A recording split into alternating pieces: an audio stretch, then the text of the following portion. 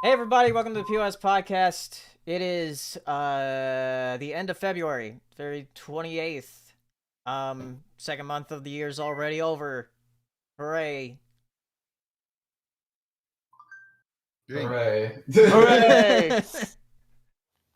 A lot to talk about today, that happened in the past 2 weeks. Some big topics to talk about. Big topic. Yeah, and Race is here with us, AC Race Best. Hello. Yeah, I was with him at a convention. We'll talk about that before going into topics. We'll talk about that. Yeah. And then Hero is here, having some Hello. computer trouble a little bit. Yeah, you know how it goes. And Saber, hello. Hey there. Hey there. Hey there. How's it been going past couple weeks? For me, Yes. just staying busy with work. Really, that's about it. Staying busy, trying to ignore that the world might end at any moment. Go No, get it's- yourself a good part. What's up? What's going on? Have I missed anything? You missed it? Dude, you're so fucking ignorant. How could you Oh, yeah. not know that the newest Pokemon sucks and the world? Oh, seriously? Damn it. Yeah. Take your head out of the ground, you fucking dumbbell. It's a travesty. But yeah, we all might die though. Who knows? Let's just rip that band-aid off. Yeah, just staying busy, controlling what I can, and trying to do work. And Tom should be moving down here this month, and I'm excited about that. Cool. We got our new couch, new bed, new everything showing up. It should be a pretty cool, well-furnished place whenever Tom does arrive, and we can finally get to work. Yeah. And yeah, I'm just also trying to figure out, like, I'm like, okay, what else can I do to improve? I need to eat better. I need to cook more. So I'm looking in life. Oh, okay. Yeah, dude, I'm trying to find some things. It's not just healthy recipes, but I'm also trying to find some fun recipes where I'm like, okay, let's challenge myself. I want to start learning to bake a bit more as well. So, not to sound like a basic ass bitch, but I'm actually like, that Babish guy. Binging with Babish. Yeah, I went to his website. He's got some fun. This isn't sponsored by him. I wish it was. I can get paid. But I'm trying to learn some recipes. I'm actually pickled some pickles, and Pickles on pickles. I pickled some pickles. What did that mean? You would pickle some cucumbers? Pickle some cucumbers. There you go. Yeah. I'll pickle your pickle. My man, my man, My man. But yeah, that's really about it for me. How about y'all? Yeah, I know with Tom coming there, because that's why he hasn't been on the podcast recently, because he doesn't have his own place to record or stream at the moment. But once he gets there, Poor guy's super busy. Yeah. I saw he sent me a video of because he's working on oh, what do you know? There's Tom right now. Yeah. Hello. He's working on playing Elden Ring. That's what he's working on. Yelling it through a megaphone? What's going on? It's all research for making my own games. It's how not to piss people off. Because Yeah, I was I just gonna mention the thing you showed me about when you were working on a Game Boy type game for your Azumi stuff, and you had it on the Game Boy Color actually working. Yeah, so Haley, you got the GB operator, right? Yeah. You got that a little while back. So I just got something in the mail similar to that. I ordered the GB operator, but mine got delayed until June. I'm like, I'm not waiting until June. Fuck that. Damn. So I got another one, and I had not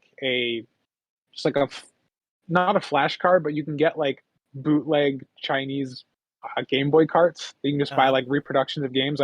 Do you not want to spend $200 on Metal Gear Solid for Game Boy? Get it from China for $3 with shipping. But they're reflashable. So I just threw it into this thing, and then there's a program called GB Studio, which lets you make games in the style of the original Game Boy that it exports Game Boy ROM files. So I just made a little demo of Izumi walking around and slashing stuff with a sword, and then I just flash it onto the cart, and it plays on a Game Boy. It's fucking crazy. Yeah, that's cool. Yeah, so there's like people doing like limited runs of like physical releases for Game Boy games using this application and stuff. So I was just like, I want in on that shit. It's Yeah, pretty cool. yeah, that's really cool. So yeah, I know that's what you've been working on. You've also been playing Elden Ring, I've seen. Yeah, it's not on the sheet, so I figured I'd bring up a little bit of Elden Ring for the 3 people who are probably playing it besides me. It's really good. It is the best designed open world in a video game I've ever played. Wow. I've been playing it for almost 25 hours now. There's no repeat quests. There's none of that like empty padding bullshit that's like, Ubisoft. Just think of Ubisoft game. You know exactly what I'm talking about. Right. None of that. Every dungeon that you can find feels unique. I don't want to like spoil it for people who aren't playing, but like I just like found a random hole in the wall just running around the world. And then I went down this huge elevator and just found out like the continent size just doubled. There's a whole underground layer of the entire place that you can go around to. So I'm like, oh my God, this game is too big. It's like almost like too large. There's just so much shit to do. I can't fathom how this game is made. But like there's just so much to it. And I mean, it's Dark Souls. It's basically Dark Souls, open world Dark Souls. It plays just like Dark Souls. They made magic a little bit better. I'm playing a mage because everyone was saying like, oh, the magic system in Elden Ring is so much better than Dark Souls. I'm like, oh, well, I've never played mage because the magic system in Souls is not great. So it's much more playable now.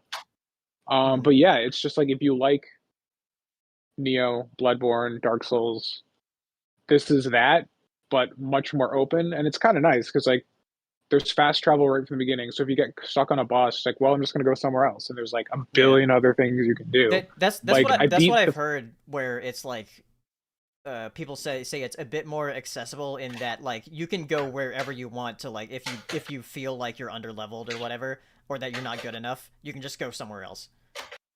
Yeah, it's nice because like I just think of anybody who's played Dark Souls, like the fucking Anor Londo. Like once you get to Anor Londo, you're trapped there and you can't go anywhere else, and you have to fucking just try and go through Anor Londo, and like it kind of sucks, But here, like, I mean, there's like a couple buildings that look like Anor Londo, so every time I see them, I get like fucking PTSD. But like if there was ever anything like that, you could just go like power level somewhere else and come back and just curb stomp it. Like there was a guy who was like kicking my ass, so I just left and then came back like 20 levels later and just like two-shotted him, and it felt great.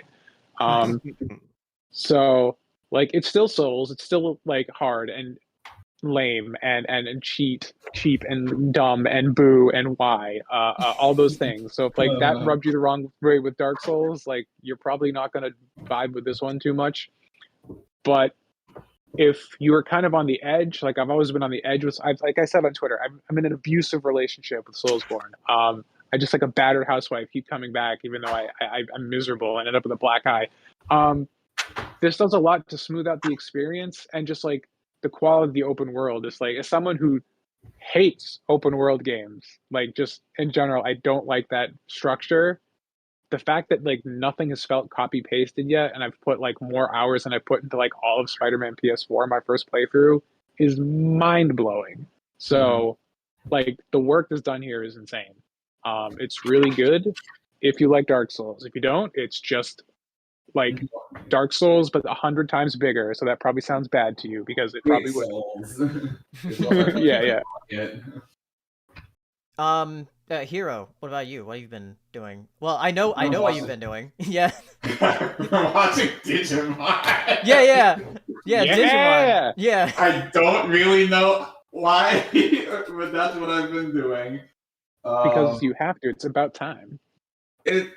Like legitimately, that is actually kind of true. I don't know. It's just like I felt like everyone knew about Digimon except me. I was like, I don't know shit about Digimon, man. Like, what's going on here? And then, like, as soon as I started watching Digimon, everyone whipped out like a Digimon knowledge EP, and I was like, where did all of you get this genitalia from? I don't understand. Like, anyway. Yeah, it's funny because like as soon as you started watching Digimon, it was like, oh yeah, there's like Digimon Con going on like the same day as Pokemon Day. Right. Um, That was funny timing. yeah, and they announced the dub for the 2020 Digimon adventure that came out. Right. I don't know where Jax is right now, but I'm gonna go watch, I guess, episode 46 and 47 when we're done with this. Yeah. So, Yeah, you're almost done with season 1. Yeah, I'm getting there. I'm almost done. It is definitely better than Pokemon. Like, Yeah, wow, it is better like than the show. Pokemon. The show's like way better than anything the Pokemon anime's done. I thought people were just being like, annoying. I was like, no, they got a point. It's like a show. It's not like a commercial. Right. It's a show. It's like it's telling a story. Like one of the things they talk about Digimon all the time is that like that was the first show I watched as a kid that had a continuous storyline, and like totally blew my mind of like, oh my god, it just keeps going. Like every week something. Yeah, it definitely just keeps going.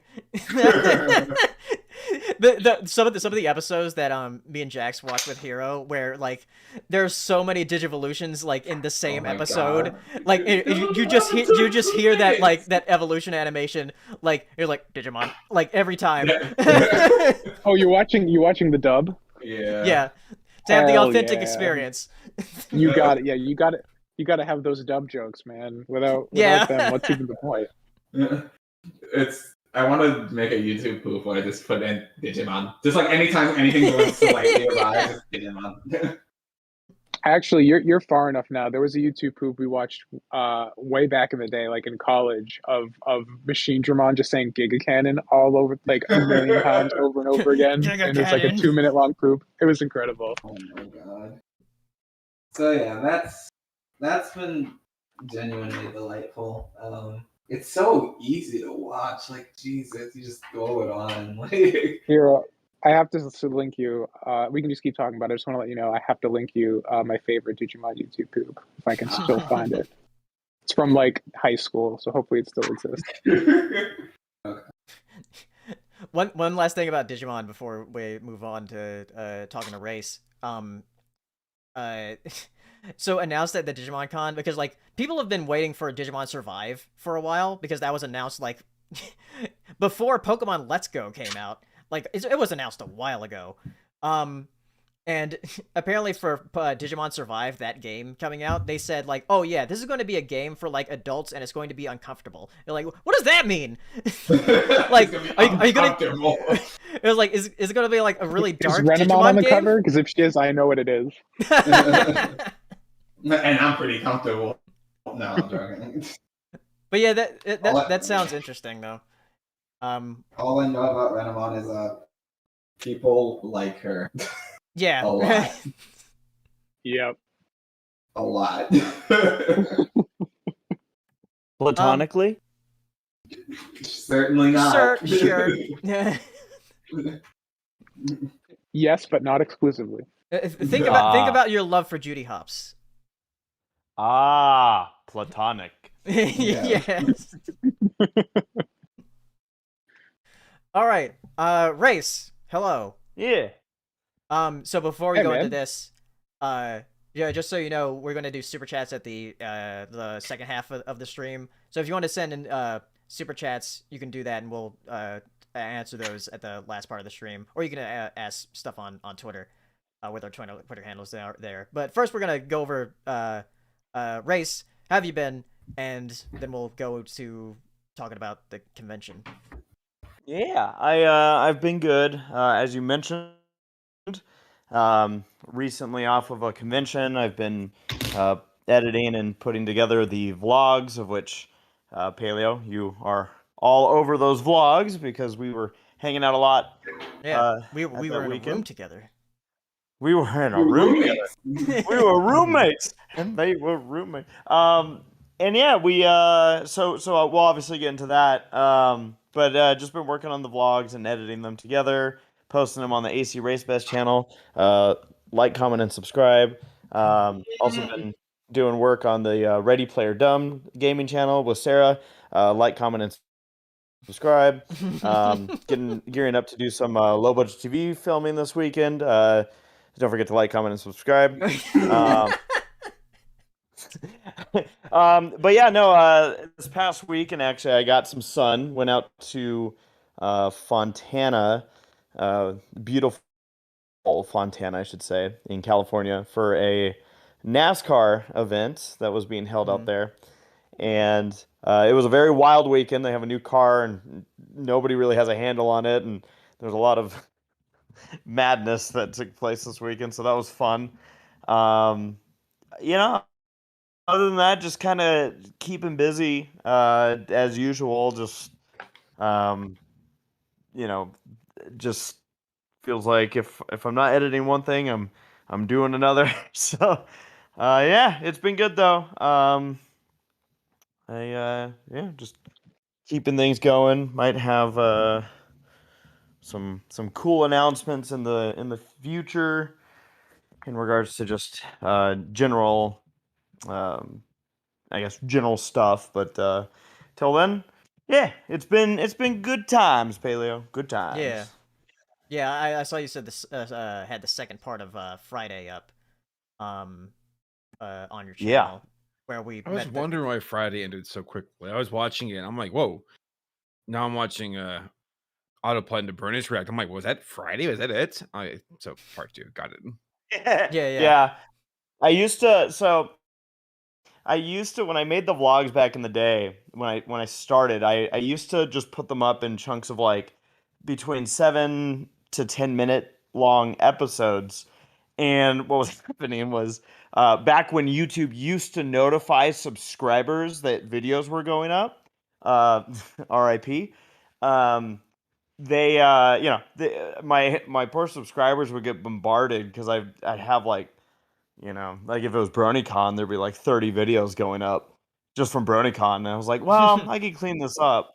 So I started just doing day uploads, but then I got annoyed because when I would go back and rewatch like a whole convention, including panels that we did, I was like, well now the problem is like all the panels are all lumped together, and it was like a little bit harder. Like I was like, you know what? It's easier if I just split it up by the panels.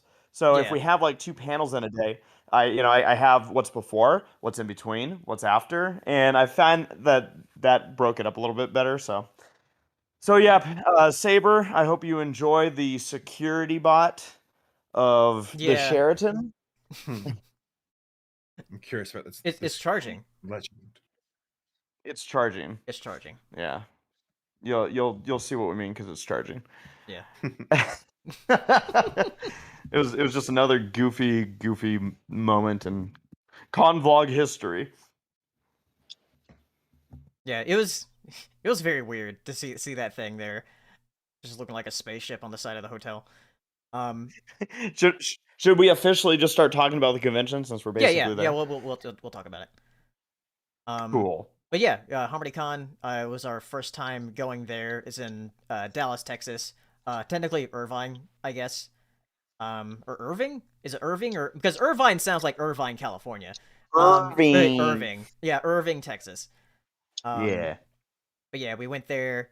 Had a fun time. We didn't do too many panels. As far as like our usual conventions, because we only did 3. We did How to YouTube, Bernie's Rack panel, and Whose Line, of course. Yeah, it's funny, and this isn't like making fun per se, but it just kind of just goes to show, I guess our conditioning over the years. Because sometimes I'll hear people who are like, "Oh my gosh, I've been preparing for 3 months on this panel," which more credit to those folks that have panels that require that kind of prep. But then you hear about the stresses of a panel where it wasn't unusual for us to do like 6 panels at a convention. So you sit here and say, yeah, we only did 3 panels, and it's funny because it's like, yeah, that did feel lighter than usual, wasn't it? It was, but they were fun. I mean, the 3, I felt like we got had some great times on all three of the panels. We did a How to YouTube panel, Bronies Rag panel, and of course our improv comedy Hooves Line panel. That went really well, thanks to everybody that helped prepare it, including Saber Spark Your boy and Sarah. and Sarah and Panama Matt and Paleo. Ew. Yeah. Panama Matt. Yeah. Yeah, never mind. Scratch that one. Yeah, it was really funny. I know that you were having some trouble like getting the audio for that, so I'm not sure when that's gonna be out. So we're good. So I've learned over the years, for those that are less familiar, so when I record the panels that we do, it started off as, I'm gonna literally I would hand a friend in the audience a camera and be like, just film as much of it as you can. And then I'm like, oh wow, they invented these things called tripods. Incredible. Yeah. And then but then I was having audio issues where I'm like, well, it's kind of hard to hear. Maybe I'll have a camera that can be close to a speaker as a second shot. And then I started getting like, oh, maybe I'll have a third camera that will just be there to capture audio. And I set up my speaker cam, which is usually a great fallback. But the thing was, I think the speaker I set it in front of was specifically for the concert. And so it was actually underneath the overhead speakers going to the audience, which means the audio was actually shooting behind the camera. And I'm like, oh no. So because of that, I was sifting through audio stuff, but I had, again, over the years, I've learned to prepare. And I had asked the convention if they were able to record the audio. And they were, and they've already gotten that audio to me. And it sounds great. The one funny thing about it, and this is, again, I didn't specify when I asked about the audio recordings. So there was probably just I think one track is missing, and it's the piano. So you're gonna hear the piano, but it's gonna be very faint. So the piano during like Hoedown and Irish Stringer Song are gonna be very faint. Yeah. Yeah, and I think this was the same way for the stream, because I also got they sent me the stream video file. So shout out again to the staff of HarmonyCon for going kind of, when these convention staff go above and beyond to prepare for the convention, to run the convention, but then when they also are willing to help out after the convention for something that it's really no benefit to them per se, they're just like, yeah, I can help you out. I really appreciate when they're willing to do that, and it's gonna really help the production look of that panel, and obviously the sound. So yes, I have that, and I am editing that together. Not currently, but as we speak. Yeah. If that makes sense. I'm saying I'm not editing during your podcast, Paleo. Yeah, that's fine. I'm a good boy. So one thing that I got at the convention, because last time at Cider Fest from last year, there were a couple of these plushies that I wanted to get, and I left without getting them because I was like, I don't need them. And then after I left, I was like, no, I needed them. Yeah. Regret. These, that's what it's called. Like these Equestria Girls, Sunset Shimmer, and Twilight Sparkle, the Sci-Twi with the glasses. So yeah, I got those at the convention. They were only $50 each, and they're pretty nice. Yep. Paleo got mad at me because I put like my root beer down next to my bed, and he's like, "Did you put root beer within 3 feet of my plushies?" You drunk? I have a problem. My mug root beer. Wait, Race, what's your favorite type of root beer? Ooh, favorite type of root beer? I do love what do they call it? Root beer. Yeah, that. I really enjoy like going to like BJ's and getting their like, is it proper to call it brewed root beer? I don't know. Like when they have fresh root beer. I don't know what it's From the root beer fountains. I like fresh The root beer. mines. Freshly squeezed from the root beer tree. Yeah. That's my favorite. Yeah, I really like that. Yeah. Did that answer your question? Kind of. I saw a post about how like when Heath Ledger was getting into character for the Joker for The Dark Knight, that he went without mug root beer for an entire day, and that helped him to get into character. Wow, a whole day of no mug root beer. Right. That's Like that's method acting right there. It's pretty insane. Jesus, commitment. I don't know how he did it. But yeah, HarmonyCon. I Wow, entire day. I hope to go there next year. It was fun. The staff was really nice. Yeah. Yeah. Yep, agreed. Great people. It was neat to see some familiar faces because it's been a while. Well, actually, Paleo, was that your first convention in Texas? No, I've actually been to Brony Fanfare back when that was a thing. That's right. Everyone And- groaned when you said that. Yeah. Because at the closing ceremonies, when they were having like every community guest speak, like I said, like the last time I was in Texas was in 2013 for Brony Fanfare when that was a thing, and like people booed, and I'm like, is there beef? Like They're just booing you, Paleo. It was hilarious because like Paleo's like trying to be like sentimental, and everyone's like, "Ew, why are you bringing that one up?" And I don't know. Yeah, I don't know if no- anything like happened there, or maybe they were booing the fact that I haven't been to Texas since 2013. So maybe that's it. Texas is very prideful. don't mess with Texas. I was gonna say Saber and I did 3 years at Fiesta Equestria. Yeah. And that last one was in 2015, so like 7 years ago. Oh my god. Yeah.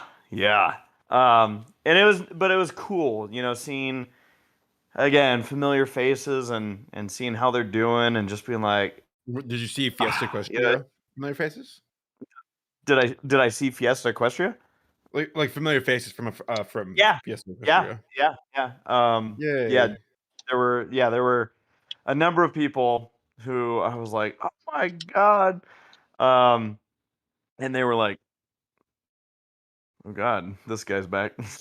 Yeah, I'm back. But yeah, it was great. The weather was cold too. Like that was Yeah, at something least for the first couple days. And then it got warmer. it was in the 30s when I landed, low 30s. Damn. So yeah, but yeah, it was a good weekend, and I should also mention that we were also hanging out a lot with Gabe and Claire, Black Griffin, and Yeah.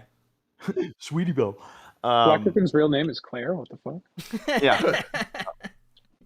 That's what he said at the beginning of his videos. Where he goes, everybody, it's Claire Corlett or Black Griffin. I don't watch his videos. No one does. Well, he probably doesn't watch yours, so. We have beef that way. What can I say? This is how we get back at each other. It's a but rapper yeah. beef. I'm gonna take the 3 What? cents of ad revenue I'd give you. Did you say diaper beef? Yes. Good. It's a rapper beef. Oh, geez, I was way off. Yeah. What are you thinking about? I don't know. Whenever I hear Diaper beef. I hate What's that wrong with you? movie, Baby Geniuses, Everyone does. That movie's Yeah. awful. where they were like diaper gravy. I'm like, ew. Ew. Ew. Yeah. God, Never fucking- say that again. There was Awful. when I was a lifeguard, there was a guy at my pool who was like really hyped over Baby Geniuses, and he'd always tell me about it, and I'm like, stop! Don't tell me about this. I don't Man, care about this movie. when I was a lifeguard, man, that was so long ago. Oh my god, that was so long ago. Yeah. Do you ever think about the fact that we're closing in on like a decade of being friends? Yeah. I'm gonna have to break Like, up with y'all. yeah, just, I'm it's- I'm already past a decade with Saber. Oh Like, my Yeah. god! And I What think the I fuck? think it's Their like friendship very has I think it's expired. very close with Hero now because I think I met Hero around 10 years ago around this time. Gross. We're all gonna have to fucking re-up our license of friendship if they expire. Yes, for that. they Yeah. expired. Yeah. A large part of me meeting all of you was essentially the Brownies React, which that's been out Yeah. for over 10 years now. Yep. Oh my god. We're all gonna die. Not me. That's what we figured out. Yeah. Oh, you think I'm not ready anytime? Not do it for me. What's that dude's name? Andy Dick, right? Yeah. No, it's the line. Wait, oh, you mean the actor? I thought it was the line's name. Yeah. It's, you got Zira, Batani, Andy Dick. Andy Dick. All right. Well, yeah, HarmonyCon. I hope to go next year. Next like pony convention we'll probably go to will be Windy City. At least that one I will go to. I know that Race and Saber are planning on going to BabsCon, or should I not say that yet? You. No, I think it was announced 2 years ago. Oh, okay. Oh yeah, Yeah. back when BabsCon was still going to happen in 2020, but then it didn't. Yeah, Yeah, we're on the website and all that. Okay, yeah. I think. I think they use one of my old profile things where it's like Saberspark has 500,000 subscribers. I'm like, man, I've updated it a bit since then. All right. Well, again, if you want to ask questions, you can send in a super chat or ask on Twitter. But first topic we're going to go over will be Arthur. Arthur ended. Finally. I actually watched Saber was streaming the last episode and reacting to it on his Twitch. Yeah, He's like finally defeated. Did he died? But yeah, You know, I was crying my ass off because like I was watching an old episode about like how Arthur met Bill Clinton. yeah. with his Bill Clinton aardvark Sony. He's like, Arthur, welcome to the White House. Hold this box of cigars for me, Arthur. No, I'm not even joking. Like he actually meets Bill Clinton aardvark Sona. It's like that wouldn't happen nowadays. If can you imagine if Arthur met Trump? What are you doing here? Yeah, or just mess with all the presidents. You know, Joe Biden's like, listen here, buddy. I don't care if Big Bird's here. Would Trump's animal art persona be a tiger because it's orange? Yes, yeah. I'm a tiger. There's no tigers in Arthur, but I'm a tiger. But yeah. Sorry, Pelly, you're talking about how Arthur's dead. Yeah. Arthur finale. Yeah, I watched it when you were watching on your Twitch. But yeah, they show like these alternate realities or whatever for the future of like some of the main characters. But then we like go past like to the actual future of like what they actually become and whatever. DW becomes a cop. How brave in this time. Yeah. Though good to know ACAB is still alive and well. though it fits DW because DW's like always been a tattletale. So. What are we saying about cops? Well, like there's a part where like Francine is like a fashion designer at some company. Yeah. Muffy's a politician, of course. I don't know whatever happened to Brain. He wasn't there. I was a bit surprised. Binky was like we a didn't see him. newscaster. Too busy crypto mining. While you're saying this, no, legit, while you're saying all of these things, I'm just thinking to myself, was everyone in Arthur awful? I feel like everyone was awful. Stu Allen was fine. Oh, okay. Stu Allen And was Stu Allen Arthur's- was fine. that ass was fat. No. The ass was fat is literally the hardest I've laughed at an internet meme in my life. I was like about to lose air. Yes, it's fat. It was so fucking funny, dude. I hate it because I know exactly what they're talking. I know exactly what they're talking about. I'm like, why is this so fucking relatable. I hated it. It makes me want to scream. So something I actually found out at the convention is that Race never really watched Arthur as a kid. Oh. Yeah. What's wrong with you? How did you manage? How did you manage? Like that I don't even mean really? like how did you manage to be alive, but like how did you escape it? I couldn't relate to What a wonderful kind of day. Sorry. a character that wore glasses. I was just You know, understandable. just didn't work. But yeah, Brandon, You know what's okay? Wait, can I gotta just say this.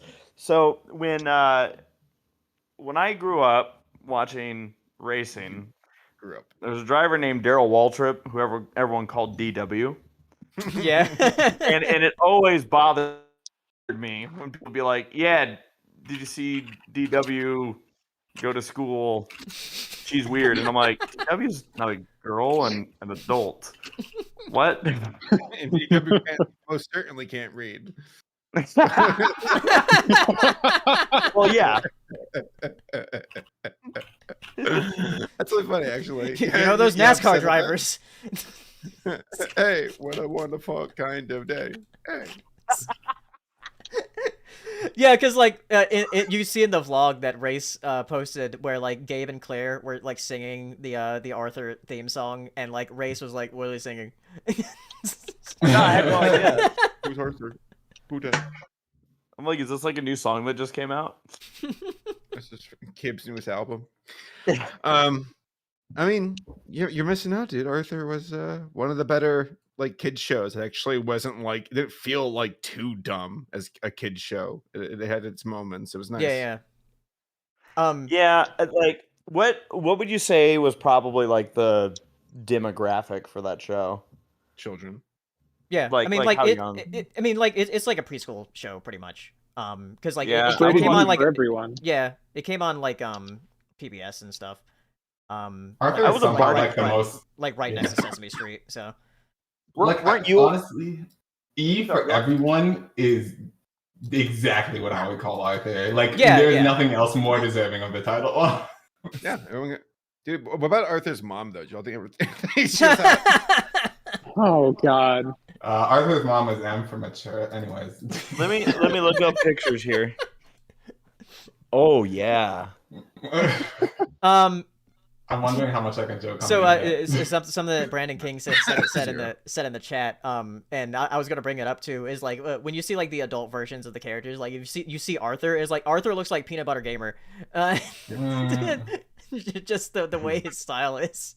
Oh God. That's so unfortunate. Well, For Peanut Butter Gamer. It's Gamer funny like, because that's Peanut Butter about Gamer is like Arthur. actually a big like fan of Arthur. So Right. That's what they did. It's an homage, you know. They knew what was going on here. I see Jax entered. He hasn't spoken yet though. I'm just fixing some. There you go. Okay,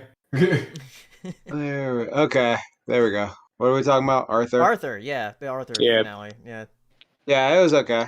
It was all right. It was decent for finale. Is it mid? Yeah, sure. It was fine. Like it was just like I've seen like I think they've done better season finales than that series finale. But it was interesting. It was just like okay, like it was just nice. I wish they would have showed more characters and how they ended up. But yeah, It could have been better, but for what it was worth, I thought it was good enough.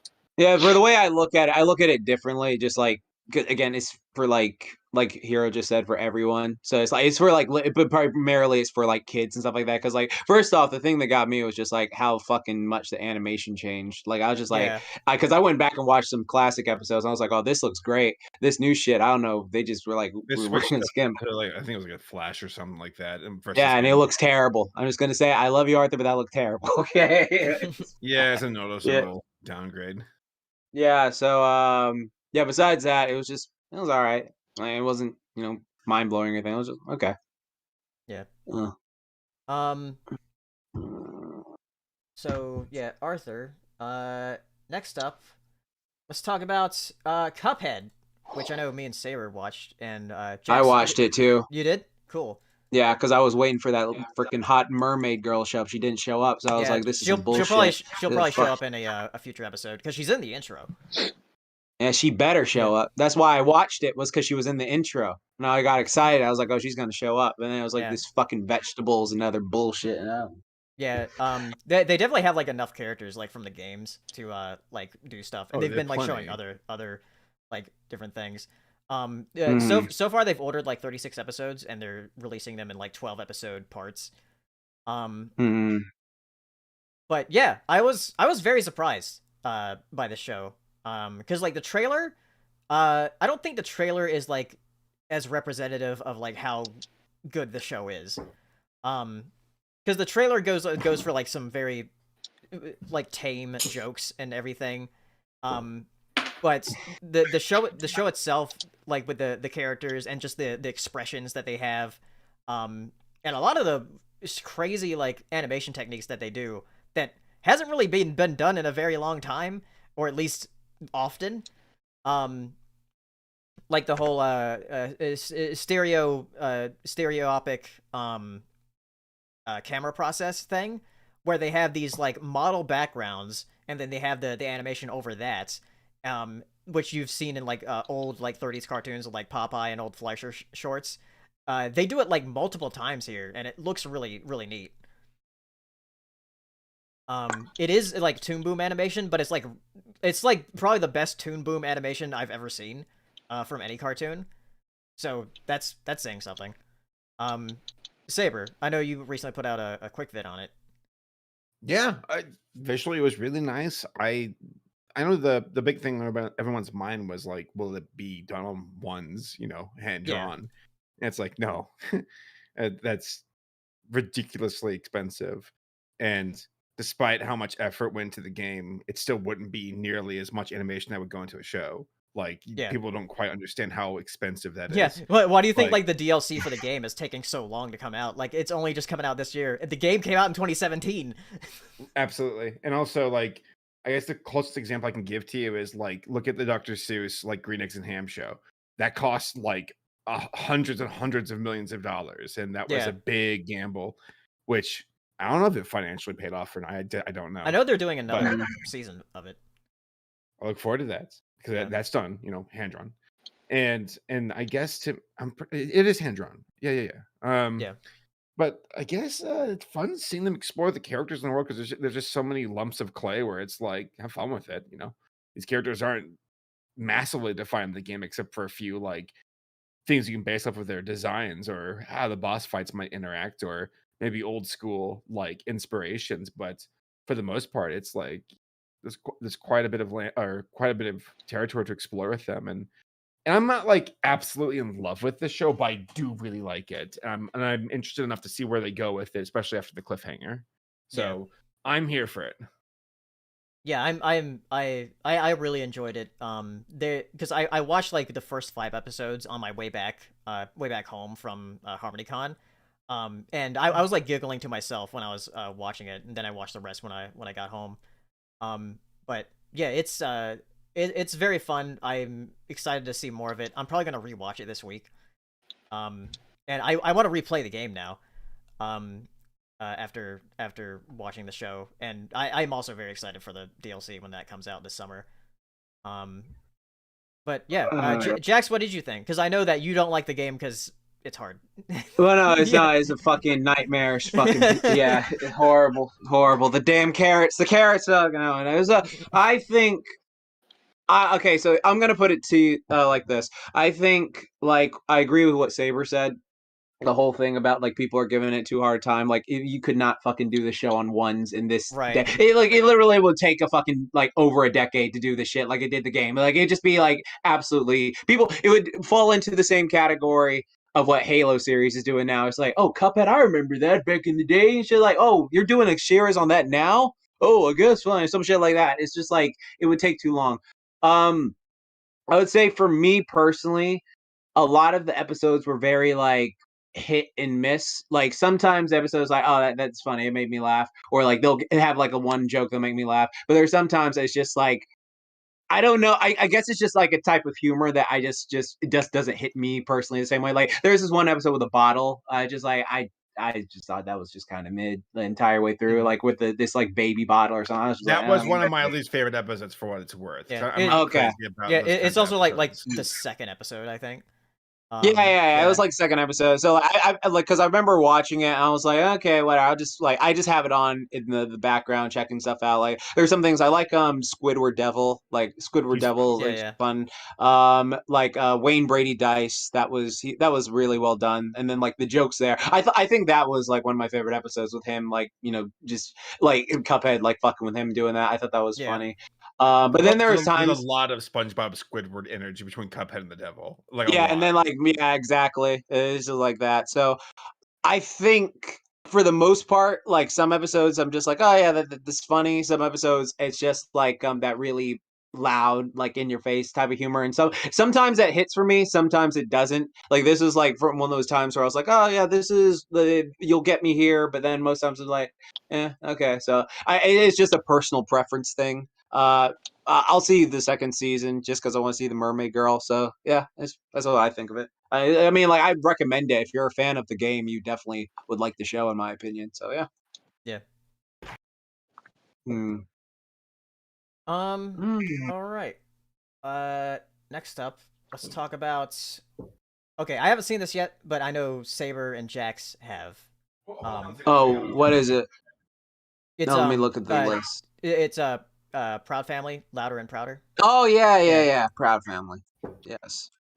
Well, first things first. I would like to say this. I think it's good that they have the Proud Family back. I like that it's updated for the new style.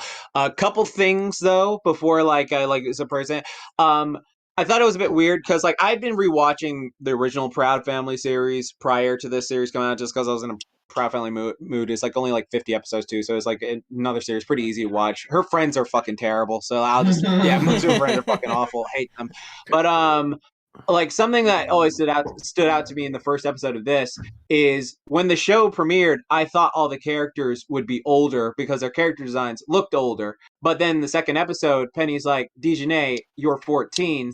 And it was like, wait, that doesn't track because in the movie, Penny turned 16 and got her driver's license. And so like these characters look like they're older. And so like, I guess that spark at the beginning of the first episode was like, oh yeah, we're resetting or something like that. But it made them younger again. And also like there are certain references that they're going like, oh, I don't know who that person is, even though they referenced them in the old show. And it's just okay, I feel like a smarter way to do that is because Proud Family is very Toon Forcey and meta when it wants to be. So it could have just been like Dejanay, you're 14. Like, am I really? I feel like I've been 14 for like a long time. Like, yeah, that's weird, ain't it? Or something like that easy. Something like that easy, but they haven't yet. So we'll see. It's a lot more adult. Like there's a lot more adult things going on in this show where it's like, oh, like in the first episode, like Penny literally she goes to the bathroom and like squeezes her chest. So it's like, oh damn, I got boobs. And then she like looks at her butt. She's like, and she starts twerking and stuff like that. And it's just like, oh, okay, stuff like this. That was funny. And so it was that was like a thing to get adjusted to. Orlando Brown, because of his drug problem. They got him out fast. They got Sticky's character out like fast. Like you couldn't even recognize it. And it was just like, oh damn, like that was like a crazy thing. Like I was like, oh, I wonder how they're gonna do it. But then they introduced these like other, characters as replacements.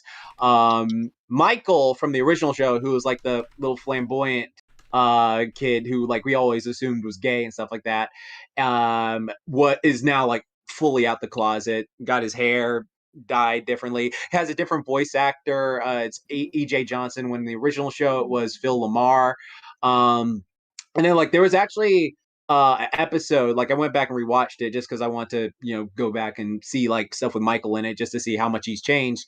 And there was an episode where the Proud Family, where it's like the kids of the school, because they're all pieces of shit. Like literally, I don't know why Penny hangs with these people. They like called Michael a sissy, and they're like, Michael, you're such a sissy, and Michael's just like blowing off, like, oh, I don't care. I'm like, I'm past that now. And it turns out like he's like repressing all his anger and shit like that. And so like all these people like start calling him like sissy and stuff like that, making fun of him, and he's always just playing it off like, oh no, that's fine, it's fine. And then like pretty much at the end of the episode, he's turned into like this. He's repressed all his anger and turned into this fucking Hulk monster shit. It's like it was a great lesson on like someone who would be in the closet hiding something, and I thought like, oh, that was good. So it's like it's nice to see Michael fully out now, like he's fully out of the closet doing, just being himself. That's cool. And then like characters are being the same so far. I mean, like we're only 2 episodes in, and I for the most part I thought it was like pretty decent. I'm very curious to see what else they do, but yeah. Saber, go ahead. As a white man in his early 30s, and the main white man in his early 30s, yeah, watch what you say, boy. As the main demographic for the Proud Family reboot, I have a thing or two to say. No, I do feel like it's one of the very few reboot, remakes, whatever continuations that spark of what made it feel so original to itself and unique. I definitely feel it here, and I'm enjoying it. I was surprised at how often I was laughing out loud. Like Oscar is hands down one of my favorite characters like ever. I love his energy. I love how he screams and shouts. And I know he's definitely from like a bygone age as far as like, Trudy, like, take your daughter, take her, take off those crazy clothes and put on like, put on a Amish outfit or something like that. Like you can tell that he's like one of those more traditionalist fathers, and like doesn't communicate with his daughter, but instead reacts out of fear to like dress her up to make sure you can't even see her ankles. Right. And that he can't put up with his daughter growing up. And though to be fair, there's also a bit of a like moment where she's like, Dad, I'm getting older, and he's like, I know. Yeah, he shuts up. That was good. So Oscar's not completely with without salvation of becoming a better man, understanding his daughter. And then like the entire time skip kind of soft reboot with Penny being 16, more curvy, and that's fine with me. She's 14 again, so I was like, what? I thought she was 16 in this. No, she's 14 because she was like says that in the second episode, like Dejanay, we're 14. And it's weird too because like they're in like middle school. Are you sure about that? I'm positive. I watched the episode today again because I was like rewatching it after the episode with Michael turned to the Gray Hulk, and I was just like, that is so weird. Wait, but I mean in the reboot. Yeah, in the reboot, that's what I'm talking about. She's they're 14 again. Penny is 14, Dejanay's 14, La Cienega, Zoe, all of them are 14. Why do they have a body change then? That's what I want to know. Like that's what I was confused about. Is like because like literally at the start, that spark like makes it seem like they got older and hit puberty. So like again, I thought that they were doing it, but then the actor, the creator of it, he had an interview with Corey on Double Toasted earlier, and he was like, "Oh yeah, we like rebooted some of the stuff because like he was saying how originally what happened was the voice actor for Oscar, like 2 years prior to this coming out, he went and was like, he blabbed saying like, oh yeah, Proud Family's coming back, and people were like, what? And what happened after that was there were these photos leaked that some fan artists drew of the Penny Proud gang like being older, and so people were like, oh what, they're older now, they're in college and stuff like that. It's like no, and so like he had to go in and like revamp it, but they're all 14 again. So I was like, oh that's weird. I just found that odd. You're good at these kinds of things. I don't doubt your ability to know like exactly what you're saying. No, here it is. She's 14 here in the premise. Wow, I thought she was 16. Yeah, I guess she's 16 in the movie. But that's well. I all in all, like I feel like they're able to run. Cause I'm looking at some of the ratings. I'm like, damn, like 5.4 now. IMDb. I'm like, really? I'm like, maybe like a 6 the lowest, but I didn't think it was that bad. And I think some folks might be like, oh, there's an episode about smartphones and the internet and cancel culture. Blah. And I'm like, okay, I get it. But like, I thought they handled it quite well. Where like Penny was trying to prove a point, and then she got addicted to like being powerful online. And that's very in the same vein of like how things go off the tracks for Penny when she gets like in over her head. And I like the animation. I know it's not hand drawn, but it's like on hand drawn cell animation, but I think it too might be Toon Boom. Toon Boom's like the king right now. Yeah, so the lighting's fine. I like the new characters. We'll see where they go with them. It has my interest at this point. It has my interest, and it currently resonates with all the old school Pratt family like reasons of why I like the original. I feel that here, and that's good enough. So we'll see where they go next. And also, you got Sugar Mama. You got like there was a tequila joke from Poppy. I was like, damn, like Oh yeah, and the big one in F2. Yeah, where they feign like that Oscar and True having sex. And Oh I'm like, no, not just that. The one where that girl straight up was like, "You're not the only one who has their own show, huh, right, sis?" Then she like says that one name. oh, with Uncle Ruckus. Yeah, Uncle Ruckus. Yeah. But Uncle Ruckus is canon in the fucking new Proud family. So and what's funny is like someone did That surprised the fuck out of me. I was like, I had to pause. I was like, did they just name drop Uncle Ruckus from Boondocks and Proud Family? right. They did, and they did. Yeah, they did. And what's funny is someone like did the time and said like the last 600 weeks in a row is like the amount of like I need to check this. I'm not sure. Like they were saying like the 600 weeks in a row is the amount of time since the last Boondock season went off the air. So I was like, if that's true, that's really smart. Like writing wise of the day. I need to check. Like I don't know. So whatever. But like that was funny. Oh yeah. Well, I mean that, and also I think it's probably a shot at Joe Rogan as well. But like, right. all in all, I'm here for it. I think it's gonna be a fun reboot, and I think it's in good hands. So I'm here for it. We'll see where it goes. Yeah, apparently there's like a lot of stuff planned that the guy who was Corey was interviewing was talking about the creator of the Proud Family, what he was talking about with it. So I'm super interested in what they're going to do this season. Cool. I'm excited as well. Mm-hmm. Next, I'm proud. Next, Jax can talk about this because I think he watched all of it. Yeah, of course I did. Yeah, Peacemaker. Yeah. Peacemaker is fucking great. I love Peacemaker. Like the show it's so funny how James Gunn can take characters who are literally Z tier, no one gives a fuck about, and make them so fucking great. Like he's done this with the Guardians of the Galaxy. He's done this now with like the Suicide Squad, and now with like Peacemaker, the show. Like this show was so good. Vigilante. Oh, I fucking love that character. Like so insane. Like practically like DC's version of Deadpool and stuff like that. Like he's so funny. So wild.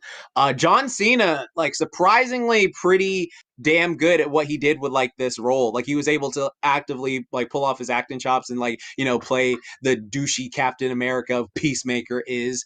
The stuff they did with like Peacemaker's dad and like how he's such a racist, you like start to feel bad for him because like there are parts where it's like, man, fuck this guy. How am I following him? But then like you follow and you start seeing like how he was raised and all the shit that's happened. And it's like, oh God, you turned out so much better than your fucking father. Because I was just like, he's this fucking dragon of the Ku Klux Klan, all the shit, like superpower and shit. Like it's fucked up. And then like the overall plot they did with like the alien creatures that they're fighting in this series, I thought that was like actually really well done too, and like how they pretty much do a commentary on like the people, but they don't do it in that annoying like over like preachy way. In my opinion, they did it in a way where it's just like, oh no, that's valid, because and then because they have this whole thing where these aliens come and they're like, yeah, so like all we want to do is like we fucked up our planet and we want to save you from fucking up your planet, so we're just gonna take over a few of you and do this and stuff like that. And then like, you know, Peacemaker's like, what, fuck, we're not fucking up our planet. It's like, look what you're doing. And then she was like, she pretty much like gave him a little stare. She's like, okay, yeah, we're kind of fucked up, like we're shitty. And so like he just like talking about yeah, like he's like, bro, look at your ozone layer, look at what you people do over a fucking disease, something like that. And I was just like, that's fucking hilarious, because it's like because it's one of those movies that like prior to the pandemic, or like one of those episodes or series prior to the pandemic, where like humans will always be like, yeah, if there was a fucking alien thing, we'd all get together and do this shit. And after the pandemic, it's like, nope. Nah, you know, like fucking humans are stupid like that. So it was I liked how they like did a joke commentary. I thought that was funny. I've heard good things about it. Yeah, I watched the first episode. I need to check out the rest. Yeah, I won't spoil it then. So I'll just say like I think that was really good. I thought the writing was really fun. James Gunn, like again, made a great series. Love the intro to the series. Really I think they are doing the season 2, so super hyped for that. Yeah, the intro is fun. Yeah. It's super fun. Like that's what the DC EU needs right now. It's like, because I know like a bunch of like Snyder bros got fucking pissed off for like what they did in the final episode, even though like it's just it's funny. Like I like it. It's not even that big a deal with what they like did with the characters. Like, it's just like that's how friends talk to each other. Okay, it's like they bust their balls over shit like that, but people are like, oh no, you can't desecrate them. They are two masses. It's just like, shut the fuck up. Oh my god, it wasn't even a big a deal. Besides that, yeah, really great show. Highly recommend it. Definitely one of my fave things DCEU is done, and yeah, I'm looking forward to more of it. Like I'm really like enjoying it. Cool. Yeah, I'll need to watch the rest of it. But Yeah. next, something Jax you can talk about, and I think Race too, because Of course. I think he watched it. Is Texas Chainsaw Massacre that came out on Netflix. That Did you- bullshit. Oh god. Did Okay, he so kill anybody? yes. So Oh, god. So again, I always tell it. I don't know how many podcasts I've been on when I talked about this, but like, I just think it's funny. The whole thing about Texas Chainsaw Massacre is it has not just one, not just two, not just three, not just four, but 5 direct sequels to the original movie. 5 direct sequels to the original movie. Halloween looks at him like, bro, what the fuck are you doing? Like, it's like Halloween's timeline is fucked up, but Texas Chainsaw, I don't know what the fuck they're doing. They also have a reboot, which has its own prequel that came out in 2003 and 2006, and they also have a prequel to the 1974 film, and that leads into Texas Chainsaw Massacre 3D, which was just called Leatherface, and that was weird too. But this new one, it felt like a fucking parody. I'll say this: if you're like drunk or you're high or something like that, and you're just like, man, I just want to watch some shit, then yeah, this is for you. You're gonna have like a fun time, like, because I feel like there's just so much stuff that happens in this movie where I was like, what the fuck is going on here? Like, first off, Leatherface looks too young. He's supposed to be like in his like 60s or 70s or something like that, like depending on like if this took place in the 70s and he was a grown-ass man, he should be at least in his like 60s or 70s now, but he looks like he's like in his 40s or something like that. And so it's like, I thought the movie had some interesting kills, and you didn't like the fucking hipster bitches. I was so glad to see most of them die because they were just fucking annoying. And like, there was no likable character for you to like root for, to be like, yeah, I want this person to survive. And yeah, I thought it was silly. I thought it was just silly film. The ending cracked me up. They also they like gave Leatherface a boost when before he was fucking a regular human being. Like before, like if you shot Leatherface, he would die. If you cut his arm off, he would probably bleed to death or something like that, or like stick his chainsaw on or something like that. He would die. He doesn't have superhuman like abilities like Michael and Jason. Like that's the thing about Leatherface. He is just a regular big ass person who's fast with a chainsaw who can get you. Like in this movie, he's now like can, you know, he can tank like gunshots anywhere, can get like chopped in the face and fine and all this other stuff. But yeah, it wasn't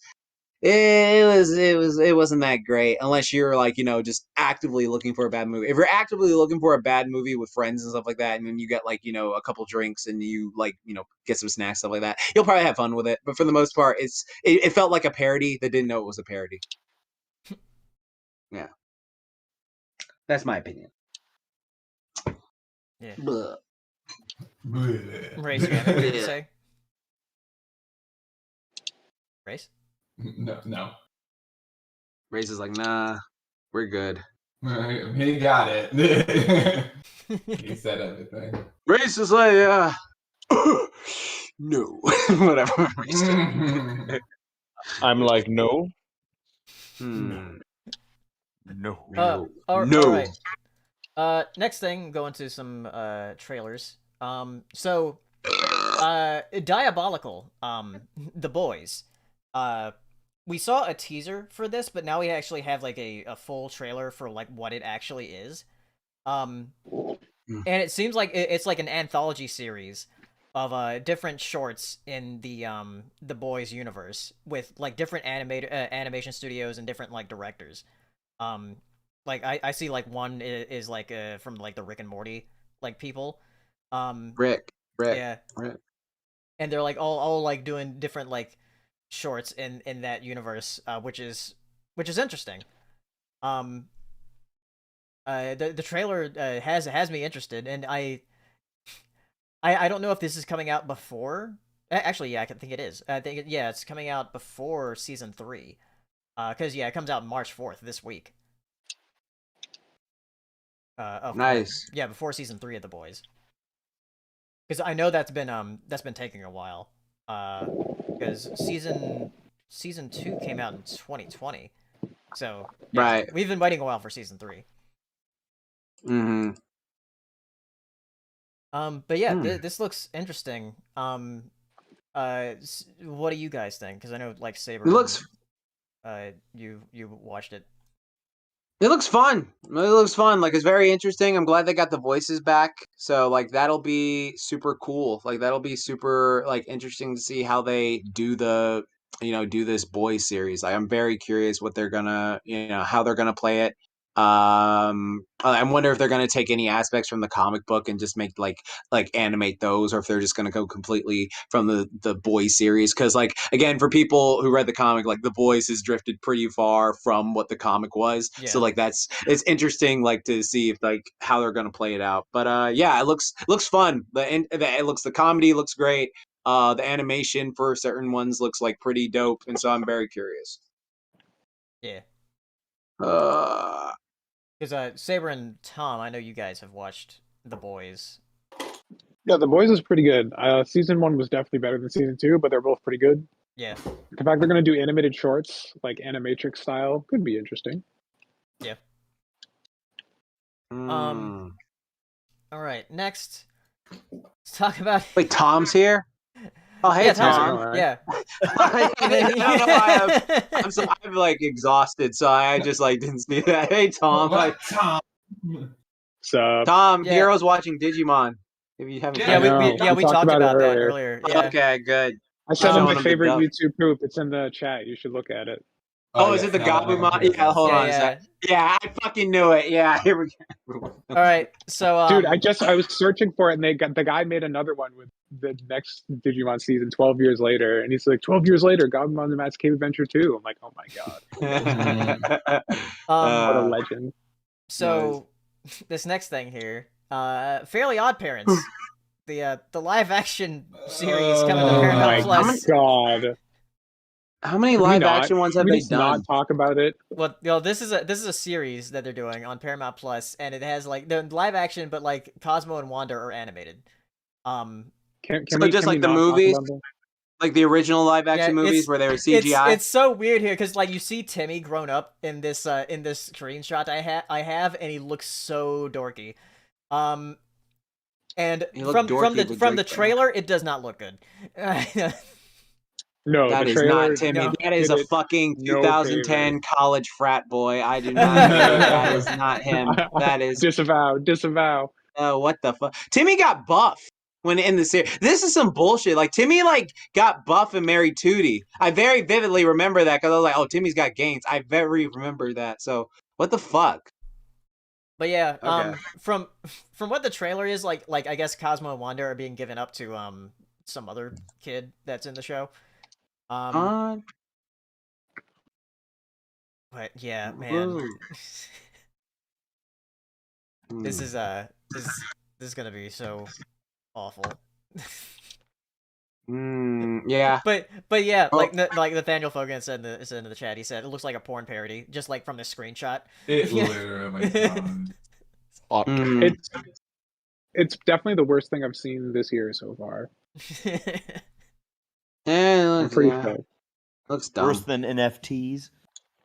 NFTs are worth money. This is gonna lose money, so They're not worth money. they're allegedly worth money. Saber, I I'm know worth you're gonna- money.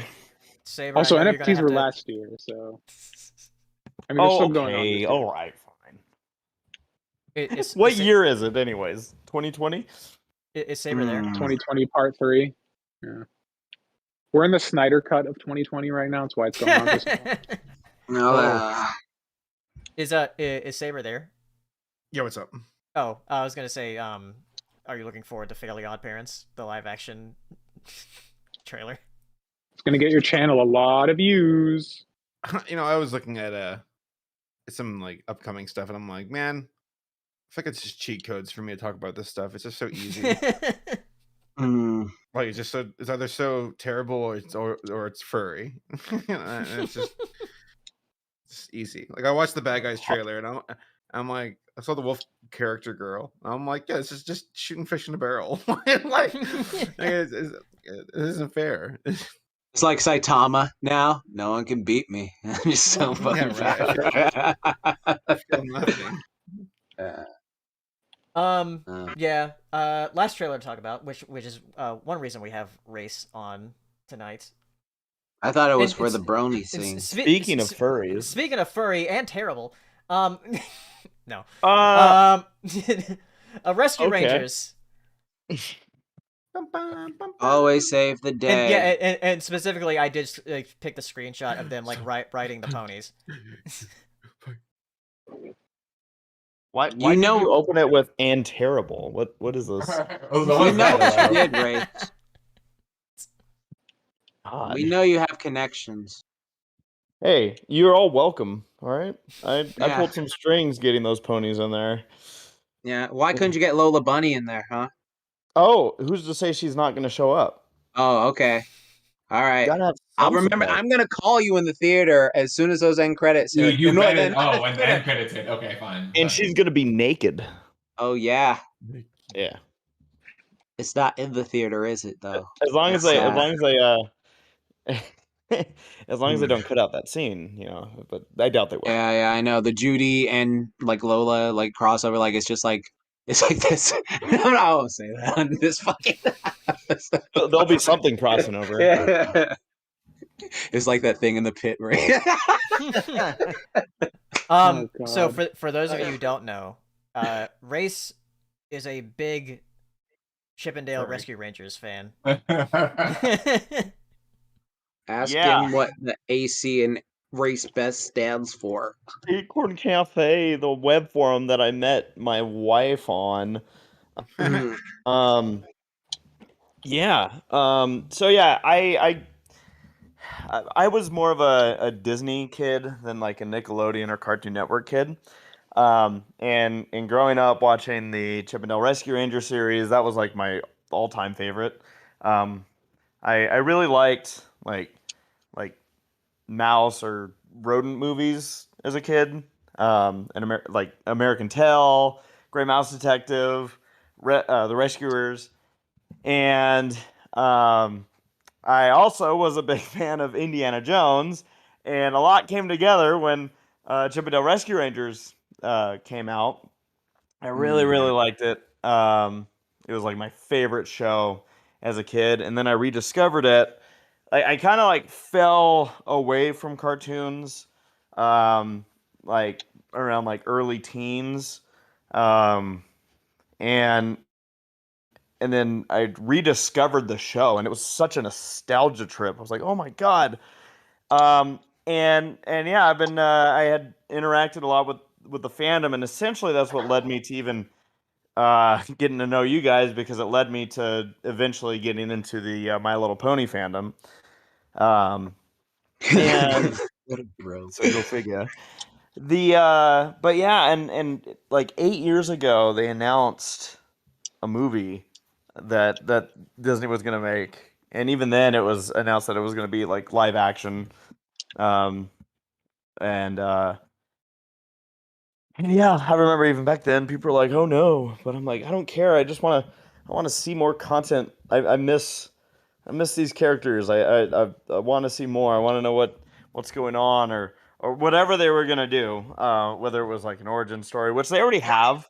So I'm kind of glad that that's not what this is, because then it would be arguing with stuff that already exists for all of you that care. But like in the DuckTales, where they redid it. Like in DuckTales where they redid it.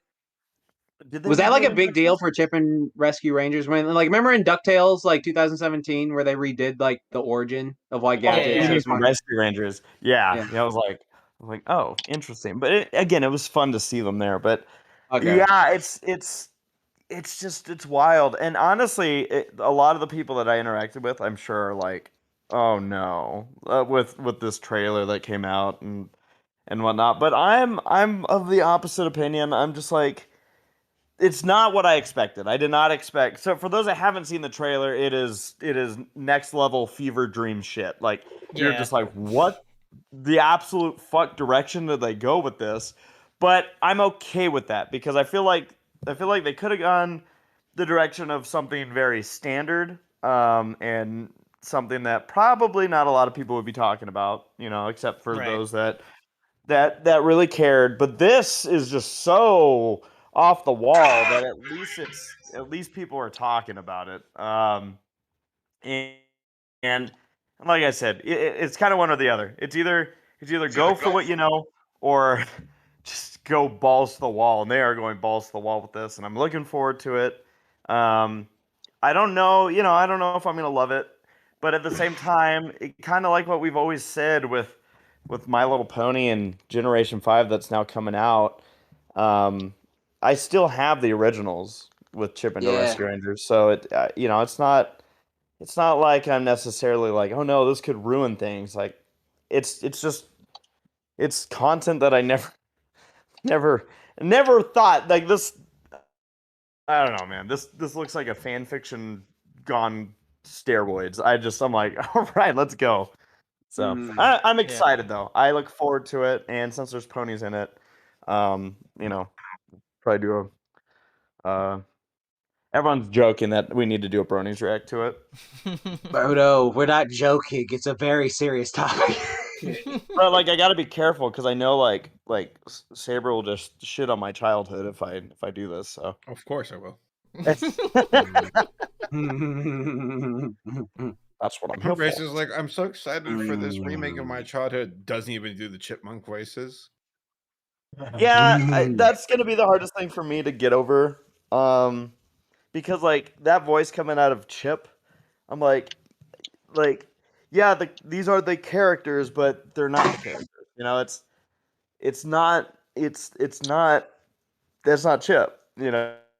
So again, like Hear about I the yeah. delay problem? I have stuff that I'm definitely gonna have to get used to with this movie, but I can get if nothing else, it's gonna provide more of a separation between this and the original work.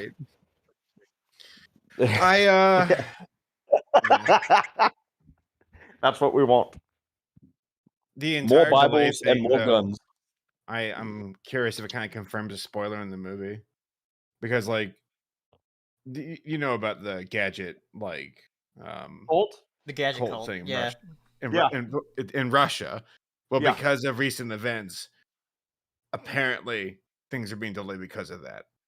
Though I don't know if that's confirmed or not. So that's sneaking around my Wait, Twitter did the movie get notifications. delayed?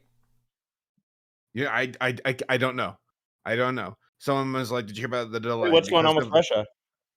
well, apparently, in a way of goofing, like Putin was actually in this scene, like at the cult meeting with Gadget.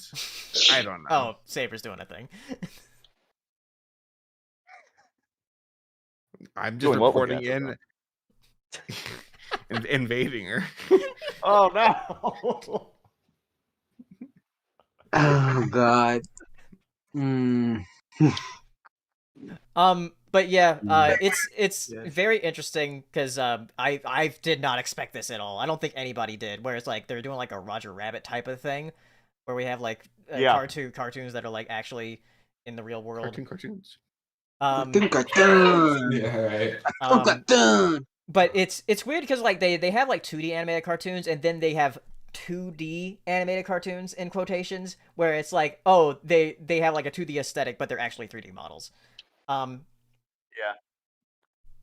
Which is kind of weird. Like I guess like for some of the 2D stuff that they've shown is like it's kind of like reused assets that they had from what I've seen because like some of them look like they're kind of in a loop. Whereas like with Chip, who's a main character, he's a 3D model, but he's just like shaded like 2D. I don't like that. It feels a bit cheap. Also, I understand why. I just realized in this screenshot that I have on the stream right now that Chip's ear is missing. That's weird. His ears missing. Do you Maybe have that's a Can you joke in post the it in the movie. Discord? No, Yeah, it's yeah. in the live stream. Yeah, I Right. can Well, post it in the Discord thanks. though. But yeah, it's Not very watching weird. the live stream. I'm in the live stream. Oh, Thank you. Oh yeah, why doesn't he have an ear? Little Shy's gonna have a ball with this. They better make that a joke. Like, oh, you lost your ear or something. Meta saves you at times if you need it. But like, Yeah. I didn't even catch when because we did a live reaction of this, Sarah and I did, and I didn't even notice the main six the first time. That was the around. Yeah, yeah. funniest part of that reaction race was when Sarah was like, "Do you catch that?" And you just had this look on your face, like, What? I wanted to like gif it because you had like this smile, and then it slowly went away. And you're like, "I beg your pardon."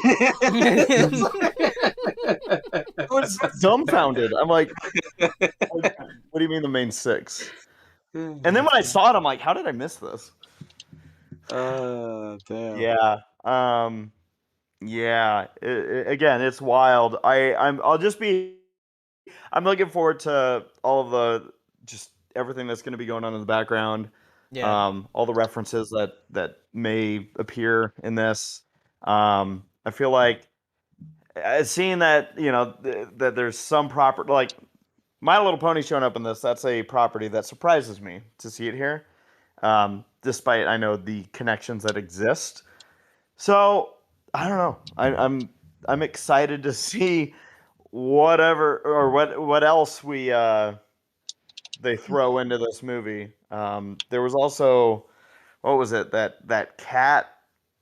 MC Oh, Scat the old cat with Yeah, yeah. Paula. Paula Yeah. Abdul. Yeah. MC Scat Cat. Yeah. Yeah, it's like I had to ask Sarah for half of these. Like, who's that?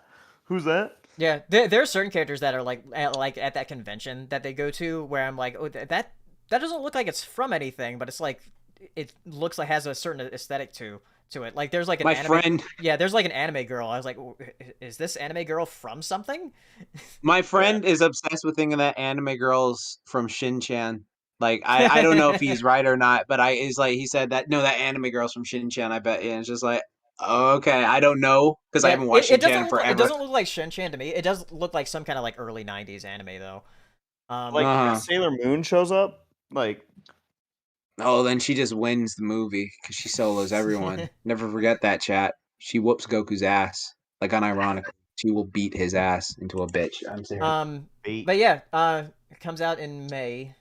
So yeah, we'll see. We'll see.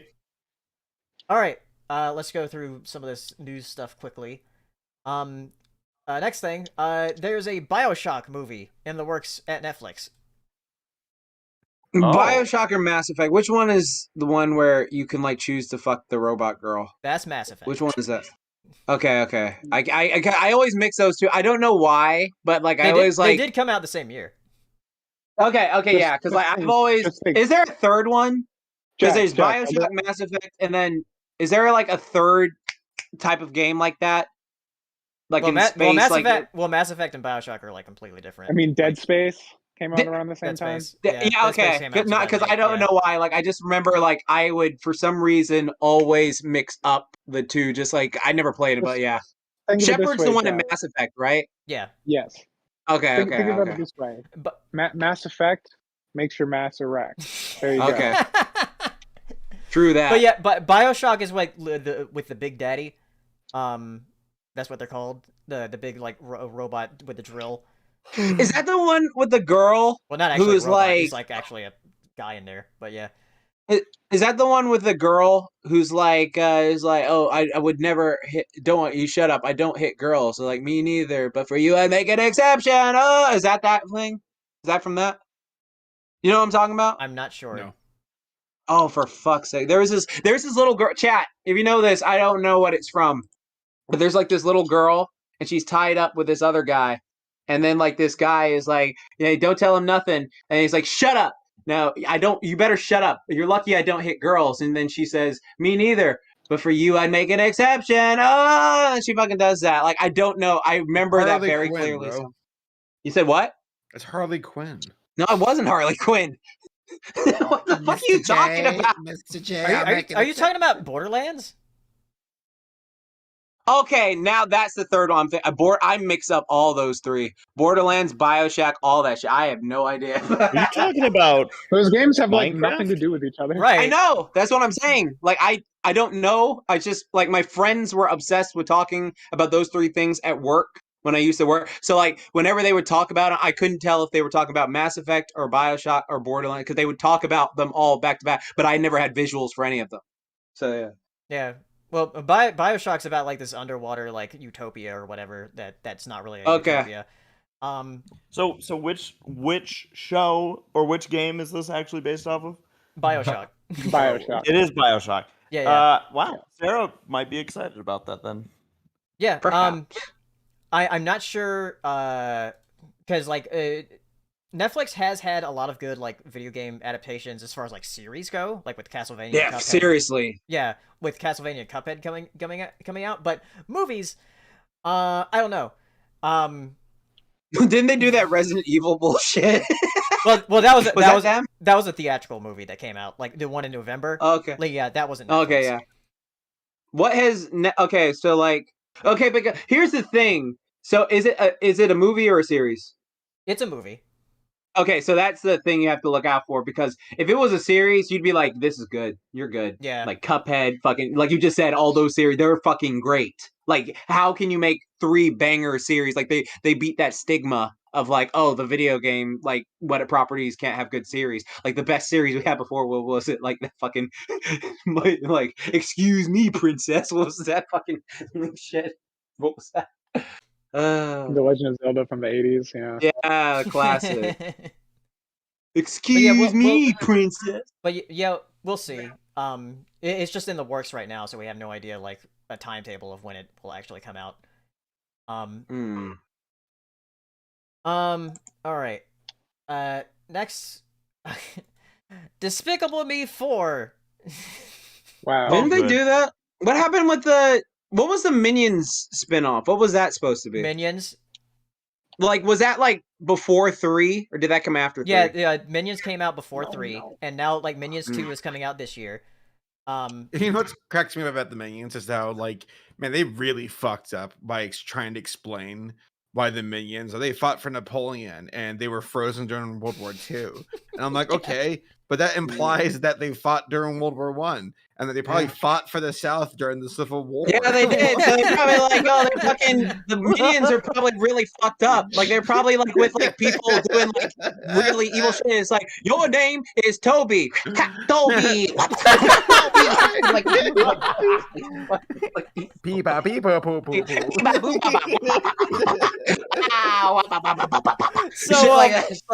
So yeah, for Despicable Me 4, it's coming out. It's going to come out in 2023.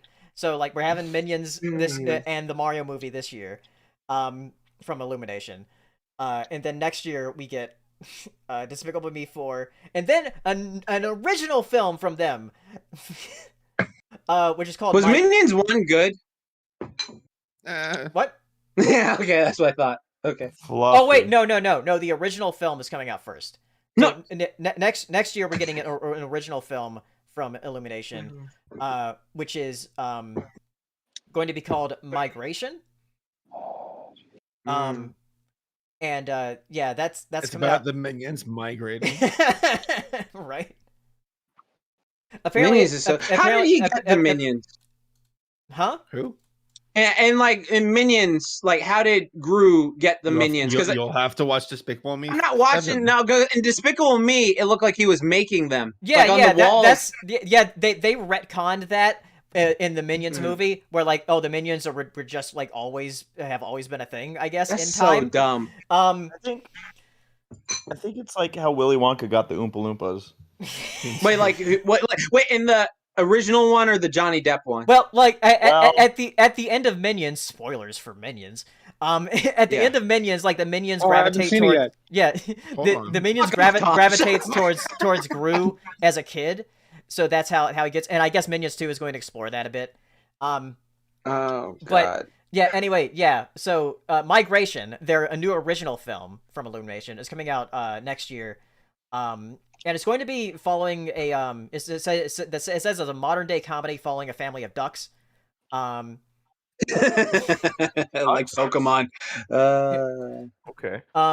But yeah, is the attempt to migrate from New England through New York City to ultimately go down to the Bahamas. Oklahoma. Wait, Huh? wait. Did Gru get married in one of the movies? Yes. Yeah, I've only seen Despicable Me 1. Like, because that was like a really good movie. The redheaded girl. yeah. In what? And like, was that 2 or 3? The second one. The first one's about him and his daughter. The second one's about him and his wife. The one's about Yeah, him yeah. and his boyfriend. No, it's about him and his twin brother. Okay, so I've He only knows what he seen the said, first one. Paleo. Is the second one good? Anyway, I'll get to Despicable Me. Migration. Yeah, it's about ducks, and the weird thing about this is that I actually have somewhat of a hope for this one. Because That's where you fail. yeah, Because Jim Gaffigan's the voice of all the no, characters. it's because it's by one of the directors of Ernest and Celestine, Ducks. which is like Ooh. a really great movie. Is it though? Yes, Ernest and I don't Celestine know. is great. Yeah. Yes, it is. Get out of here. Ernest and Celestine. That's the only reason I have like some hope for this movie compared to like other Illumination movies. Oh yeah, that's what that's called. Fuck. Yeah, that was yeah. a good movie or a Yeah. good show.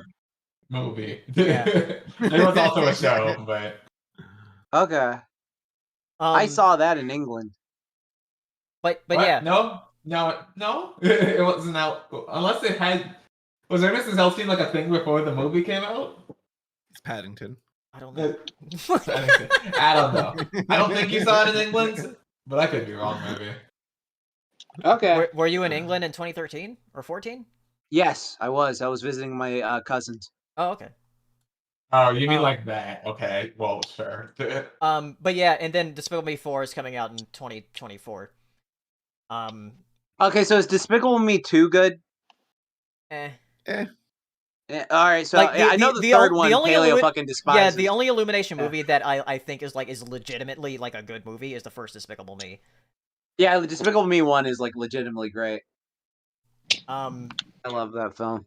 but yeah, but the thing is like with this Migration movie, that's the first original movie they're going to have since Sing, which came out in 2016. So that's like how many years? Which is also Seven? Reese's favorite movie. 7 years between like original movies No. for them. When did Sing come out? Didn't Sing come out the same year as Zootopia did? Yeah, 2016. And then it came out. What did we see at BronyCon? The Secret Life of Pets. They had Secret Life of Pets. Illumination had 2 movies that year. Yeah, fuck. Secret Life of Pets. I remember that. They gave the cats anuses. That was weird. Not Yeah, only. weird. Yep, it was weird though. Yeah. Yeah. They didn't do that in Zootopia. It would have made Zootopia a better movie. But It would have. Oscar worthy. Mm. Like, why are Um, people so obsessed with seeing like an actual Because it's natural. butthole? Because it's natural. And then we have like, you know, It's natural. 3 catchal. Yeah, see?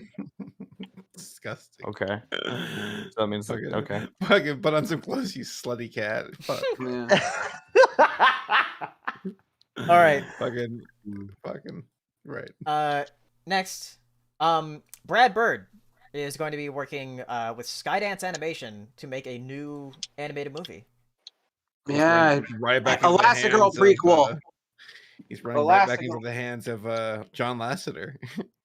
Oh. Yeah, No. 'cause- yeah, John Lasseter works for Skydance. Which is kind of a bit of a head scratcher. IMO. IMO. Yeah, that's good. No, it's not good at all, but whatever. Man, I'm fucking tired. Let's do I mean, I'm curious to see how this plays out because John Lasseter is good at his job. He's just not a good person. Yeah. So yeah, we'll see what happens. Like the film is called Ray Gun.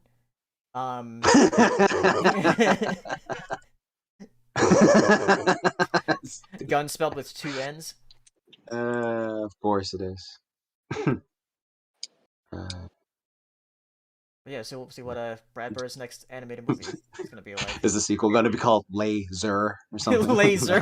Laser.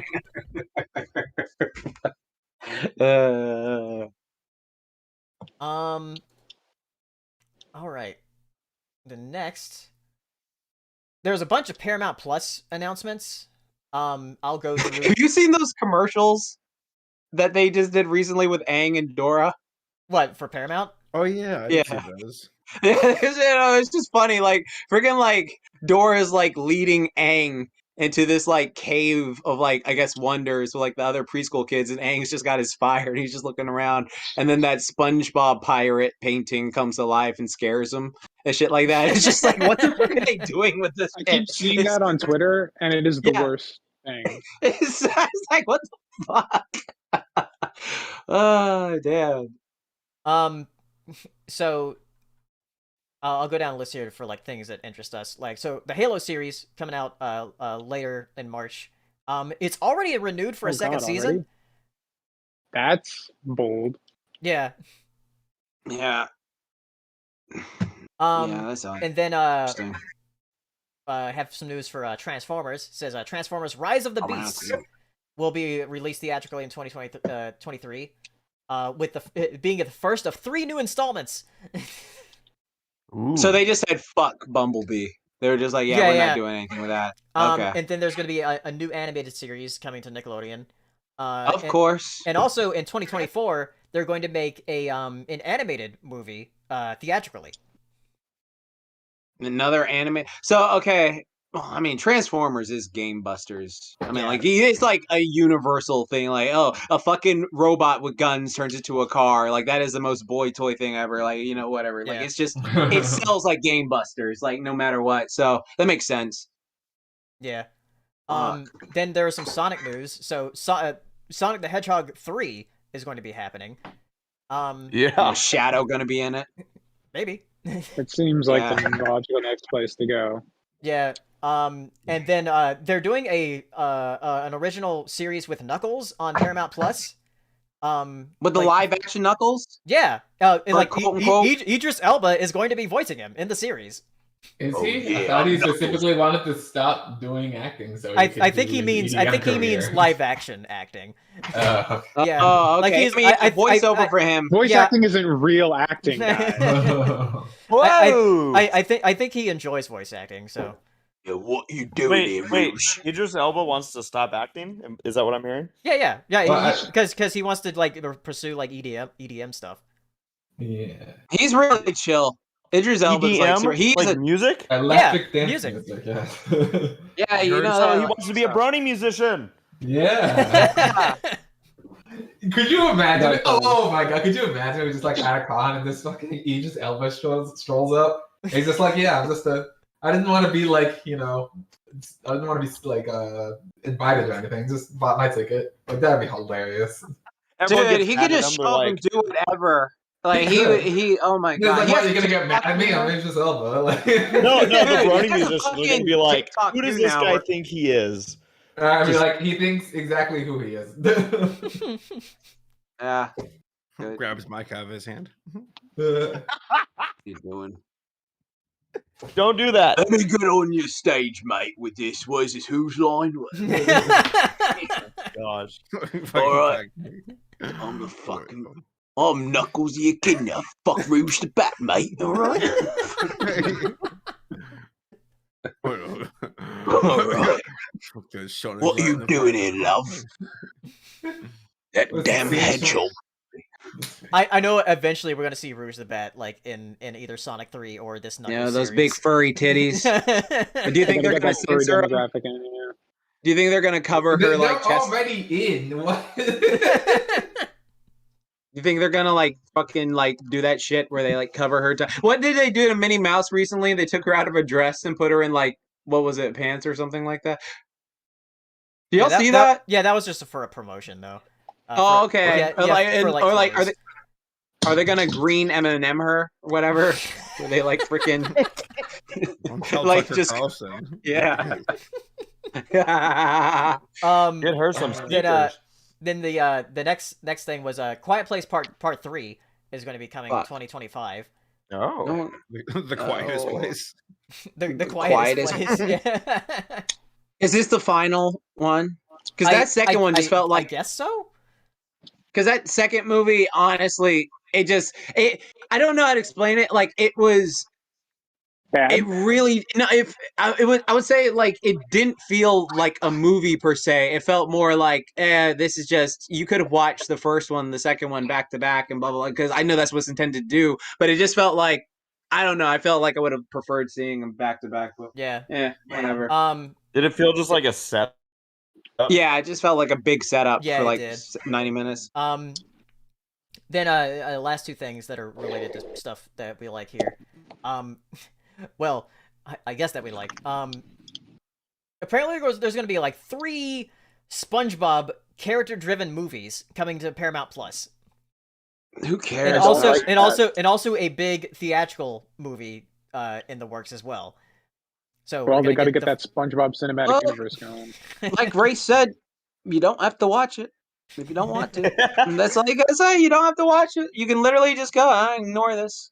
But Saber has to pull his Saitama and get his money and shit like that. So I understand the trial, but I mean, like realistically, the way I look at this, like them having all these SpongeBob shows, like I think I watched like 1 episode of the Patrick Star Show. I was like, yeah, fuck this. It's not for me. It's just not for me. So I'm not watching any more of it. So it's just like if they want to whatever Mickey Mouse this thing and something like that, then I guess it is Nickelodeon's like most popular thing of all time, so they can just do whatever they want with it. But I'm not like I don't have to go out my way to watch it and stuff like that. Like, especially if it's like you did what was it?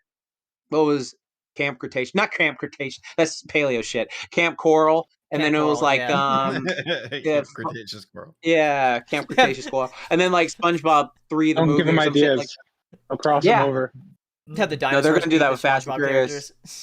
Yeah, they're gonna do that. That what happened? Okay, Paleo in Jurassic World Extinction. If SpongeBob comes out the water, he's like, "I got your Mosasaurus right here," and then like just goes and attacks it. Like, would that be too much for you, or would you be like, "I dig this"? Just, what's the level of breakage? Where it's like that's. I feel like anything short of extreme dinosaurs, Paleo will be down for. Dude, when that girl, I'm telling you that when that girl turns into an extreme dinosaur, when she becomes an animorph. When she becomes an animorph, like into an extreme dinosaur, it's gonna be. See, that's when I'm gonna get back on board. Yeah. Oh god. And then last thing here, which is for Jax mainly. What? It says 2023 will usher in a new era of Turtle Mania with a theatrical release of a new Teenage Mutant Ninja Turtles movie from Seth Rogen, followed by a series of villain-driven TMNT films exclusively for Paramount Plus. Ooh, that's fucking dope. Seth Rogen. Okay. Yeah, oh wait, yeah. So Rogen's I guess can we producing talk? All right, so I'll talk about the. I don't think I talked about it before. I'll talk about the little. What was it? What, the the concept promo art? art. The concept art that was. Yeah, released. I saw that somebody got like copyright striked on Twitter. Yeah, they got it. Everyone who posted that image got copyright struck on Twitter. Like they got like it removed. Like it got taken down. But I would say like from their designs. I personally, I like that they're all different. So, because here's the thing with the Ninja Turtles that they've been doing a lot in recent series, which I like a lot compared to the 1987 and 2003, even though 2003 is like, I'd say my favorite aesthetic, is that like they make the turtles all look vastly different from each other with and without their masks. And so like, they did that in 2012, they did that in Rise of TMNT, but like with this new image, they like made them all look vastly different again. And something I just didn't like was like they all looked like super skinny. like in a way, and it's just Yeah. like even I just don't like it because it's like you've been training all this time to be like you've been training years, so you would get some muscle development. You don't have to be bodybuilder huge like certain turtles are, but you like should have like some frame too. So like it just bothered me that they were like practically stick figures, like, and then like they look like Kermit the Frog. I was just like, that looks interesting. The whole thing with the show, I'm very curious. Like, I'd love a Shredder show, or I'd love a Bebop and Rocksteady show if they did that. Like, that would be really good. And then, like, if they want to talk about Krang on when he was a dinosaur, because Krang used to be a dinosaur, but they retconned that in the 2012 one, but he still used to be a dinosaur. I think that would be really cool. I think that'd be very, very interesting, like how they could play that off. And then Seth Rogen, I'm curious how he's gonna do it, because I'm just like, is it going to just be more comedy based? And then also the Rise TMNT movie is supposed to come out too, so I'm wondering when that's coming out. Yeah, that was part of the Netflix contract that Nickelodeon had with. So that's going to come out on Netflix. Sweet. All this other stuff is coming into Paramount because like Paramount's like, no, we need this stuff. Yeah. So yeah, that's all the Paramount announcements. That's why I had just Knuckles like for the image here, because we were just talking about all the Paramount announcements that came out in the past week. All right, last two things, and then we'll go to Q&A. My Little Pony. I used to wonder what friendship could be, son. Well, not anymore, because that 9 seasons. Yeah. So, we got news that we're not getting just one series; we're getting 2 series. And the first one is actually coming out very soon in April. And that is called My Little Pony Tell Your Tale. It's going to be a series of 5-minute shorts. 5-minute short. So far, we know they're going to do 70 of them. Like weekly. So many. Yeah, we're having them like weekly. 5 minutes. Yeah, they're weekly, so I was like, I can watch like 5 minutes out of my day. Yeah, and they're probably like only like 3 minutes, and then like 2 minutes are credits or some shit like that. Like that's how they like usually do those sort of things. So I would say I need to see, because like first off, I think it was smart of them to have this sort of format, since like they recast all the VAs. So like it was just like all the mega popular VAs are like, yeah, fuck that, like we got lives. And so they were like, yeah, we're gonna just go and get the these voice actors they have now, which is like interesting to see like how they're able to capture the characters. So this will be a good way to see like, okay, how do they feel the characters? But my concern is, because this show looks very much like Pony Life, are they going to Flanderize the characters in this show? And so it's like you have to do a double adaptation to their voices, like one where they're like more serious, and then one where they're like hyper and moving around. Because this just looks like some like because I feel like they don't have. Go ahead. No, you go ahead.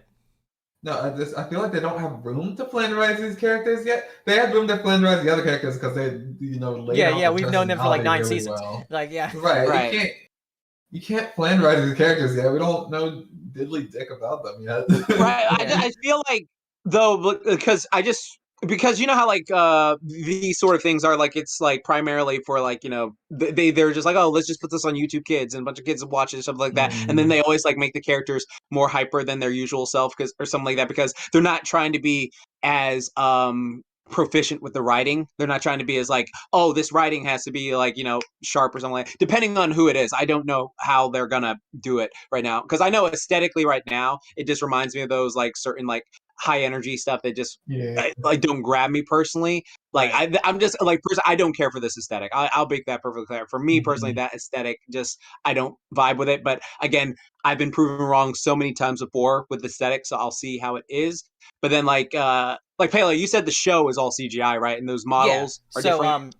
For this 2D series, it says like they're going to be it says it's going to be featuring upbeat comedic stories. It's going to be like a slice of life like series or whatever. And then it's going to be on YouTube for free like every week starting April 7th. But then like the series on Netflix, which is going to be coming out in September, it's going to be called Make Your Mark, but it's starting out with a special that's going to be coming out in May.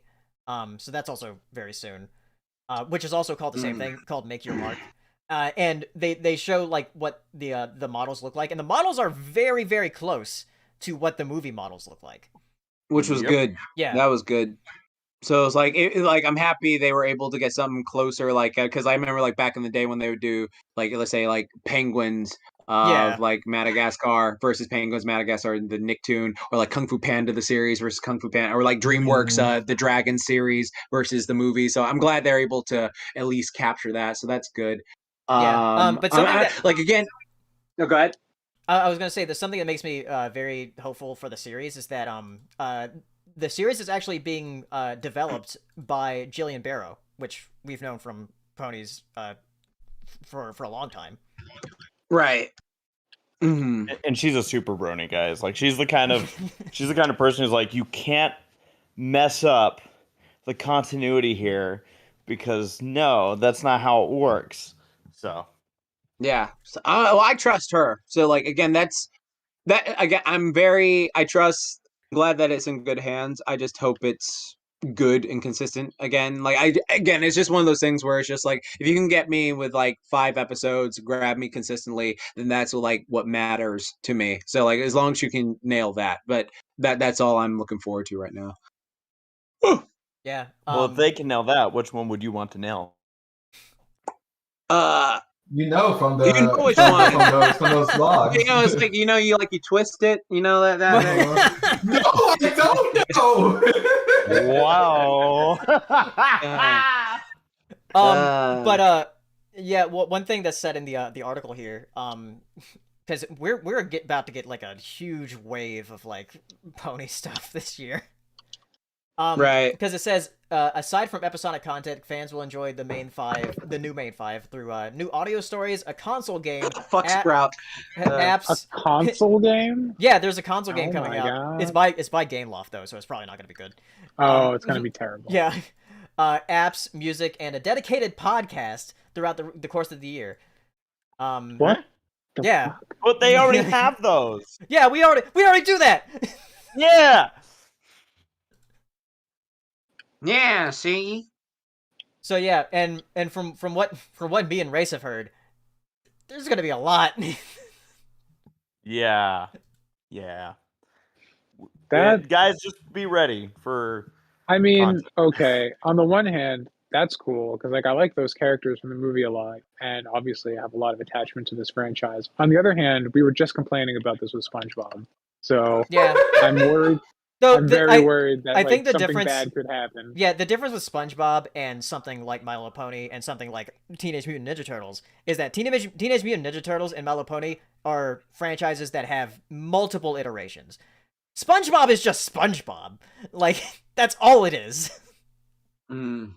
There's no like different I can only see that sponge cook a burger so many times. Yeah. Right. He needed to like change it. Like, it's trying with like Camp Coral or whatever, or like the Patrick spinoff that they're doing. It's trying to like be different things, but it's not really sticking with people that much. As far as they have other people besides like actual like children, of course, like have other people like said that they're not caring for it. Like the Camp Coral, like, because I know like how are kids reacting to Camp Coral and the Patrick Show? Because again, like that's like the thing you got to look out for, because it's just like again, it is a situation where you just look at something where it's just like, well, that's fucking shit. But like the fucking 5-year-old who's watching it every day because his mom is in the back room with me like doing stuff, is just like, going to be like having like it's going to be different. Nothing. So anyways, I think it's like a different mindset. Like, oh, like I'm looking, because I've started doing this with a lot of stuff, because I was talking to my friend's kid about this. About like shows, because they were watching some show. I was like, oh, so like what show's your favorite, like this? And I'm like, oh, this, and then I was thinking it from my adult brain. I'm like, oh man, that show is kind of stupid, but it's just like, well, I guess I'm not in that demographic anymore. But then like I remember back to when I was a kid, I was like, man, I used to watch some bullshit. Like Street Sharks is fucking terrible. Street Sharks is horror. I love Street Sharks. That is a fucking awful show. I think it also depends, like, because like if you look at like how many fans there are of like G4 and now G5, I guess, right, there aren't too many fans of like the older shows. Like there are like of like the first generation of My Little Pony. Like there's a lot of Yeah, fans of Casey. the 80s show. But as far as like Gen 1ers. yeah, as far as like the G3 and like the My Little Ponytail stuff, the My Little Ponytails is hilarious. It's hilarious. Yeah. I love it. That's It's one like, word for it. it's very unintentionally hilarious. But like there aren't that many fans of like those iterations of the show. It wasn't until G4 where like My Little Pony completely blew up. So but for other franchises like Teenage Mutant Ninja Turtles, like it's always been popular. Same thing with like Transformers. Yeah, and the thing with like Teenage Mutant Ninja Turtles 2 is while they do new things with it, I'll give ponies this. Like the thing with ponies is like G4 became such a mainstream phenomenon that like it is completely retconned like how you see like My Little Pony in Right. other media. Like you're freaking using G4 in this Chip and Dale movie. You're using G4 like voices for like Disney shows like in DuckTales when they like did the Kelpies and stuff like that. Like with Teenage Mutant Ninja Turtles, the sad reality is even though the 2003 show and 2012 show are like far superior, and even Rise is like really great, and 1987 is still a good show. Like there's they always reference the 80s. Like it's the 80s one. They're obsessed with it. They're obsessed like that video game coming out is like, oh, that's 80s Turtles with Shredder's Revenge. Yeah. 80s Turtles. Yeah, like literally because it's just that 80s had such an impact and it's just now the mainstream, like that is like the face of TMNT. Like whenever someone tries to tell me like, oh, well, the 2003 song is more iconic than 1987, I'm like, no, it's not. No, it is not by any regard. Like the 1987 outclasses it. Where like now G4 is like, oh yeah, all the main six, like the main six names is for like Pinkie Pie, Rainbow Dash or whatever. Those like are synonymous with My Little Pony. Yeah, exactly. I'm not the John Cena movie. Yeah. I'm not sure how much this series is going to like have the same kind of impact because like it's completely different characters. Like if anybody's going to say like, oh, Izzy and Sunny or whatever. It depends on like how much of an impact it's going to have like going forward. But since it's on Netflix, not many people had the hub. But one of the reasons that like G4 blew up so much is because like the episodes were on YouTube because like somebody uploaded them. Yeah. Yeah, whoever did that, Cairo Spawn, you a goat for your clips, and then like other people. Where this is on Netflix, and I think it's very smart that they're also doing a series on YouTube because they're like, oh yeah, we gotta do this like YouTube Kids thing as well. Yeah, they not only that, they realize how much YouTube helped their entire franchise become what it is. Right. Well, I'm glad that they're being smart. Yeah. It's a good start. And they got good marketing that so far, but it's just again the quality of the writing. That's all I need to focus on. No, it's the thing. It's the adaptation period of getting used to the new voices and then the writing. Which we'll have a few weeks to get used to that with the YouTube show coming out, and then we'll have the special in May so we can hear them in their 3D models. Yeah, exactly. So we'll have a period to adapt. Okay. Hopefully, like again, I nothing but love to the new voice actors. I hope you'll crush it and stuff like that. There's just like again, the whole thing with like Izzy's voice, like she's just so great. Like it's just that's why I'm just. All right. We'll see. Yeah. Next thing, the last thing before you go to Q&A. So TNA. Pokemon. Pokemon Day was yesterday. There was a Pokemon Presents. They revealed some stuff. They revealed an update for Legends Arceus, which is nice because I've been enjoying that game a lot. And they revealed Gen 9, which is sooner than I thought they would. Though it makes sense if with the cycle they've been going through with the last few generations. It's been like every 3 years. So yeah, the new generation. And they have the new starters and the new region. The new region is based on Spain, or the Iberian Peninsula, because it looks like Portugal's in there too. And it looks open world, and they said is like, oh yeah, this is the first like open world Pokemon game. It looks like it's going to be borrowing a lot of stuff from what Arceus did. I hope because they didn't show really like the battling or catching mechanics, but I hope that does transfer over to what Arceus did. Right. Because the catching... It looks like it is. Yeah, at least the battling does. Because the battling, like, because there's a screenshot of like the trainer with his Pikachu and a Tyranitar in front of it, and they're like just on the path, battling. Which that's what happens in Arceus. When you go into a battle, it just happens on the overworld, rather than going to a separate battle screen, which makes it very smooth, gameplay wise. I just hope the catching is like kind of the same, whereas like you can actually throw Pokeballs. I don't know if you'll be able to in this game or not, but I hope you do, because the whole catching Pokemon in Arceus is like very addicting. Yeah, it would be a huge mistake not to bring that forward. Yeah. Like, can we highlight huge? Like, oh my god, what a just tragic mistake! Yeah, it I know. would be. I know. It The would thing is, ruin like, the game. the thing is, I know that they were working on both of these games at the same time. Hopefully, hopefully that catching mechanic is in there. We'll have to see. Well, like, I'm wondering, like, if Arceus didn't do well, were they just gonna then just throw the game away? Like, what were they gonna I don't know. They had a reskin of Brilliant Diamond and Shining Pearl for the next gen, waiting in the wings in case something bad happened. Gotcha. Yeah. Oh goodness. But yeah, we have the starters here: Sprigatito, Fuecoco, and Quaxley. Which Quaxley, I think, is the best Pokemon name I've heard in a long time. That is like a perfect name for a Pokemon. Quaxley is pretty based. This is the first time. He's just Dewey. This is the first time in over 3 decades I can say I like all 3 new starters. And yeah, I'm saying it. You can record it. 3 decades. God, when did you think Pokemon started? God damn. I don't know. I'm old Gandalf hero. So are you 30? I don't know. I like all Pokemon's 3 of only them, 26.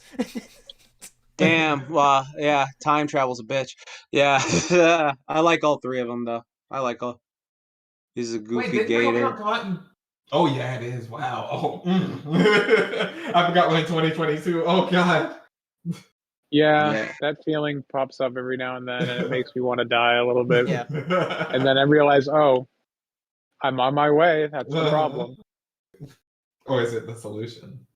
Well, anyways, that thing's cute. That thing's cute, and that thing's cute. They all now look comes good. the discussion of will they, like Viva was saying, will they remain as like cool looking animals, or will they become like Yeah, no, no, like, they can't. smash the past? Did they show their ultimate? I mean, not ultimate. Fucking Digimon. They show their fucking. No, they never do immediately. Yeah, Okay. we're gonna have a bunch of Pokemon reveals throughout the year until they come out. Well, You can bet that cat is gonna be some hideous thing when because it's cute, so it's gonna be some.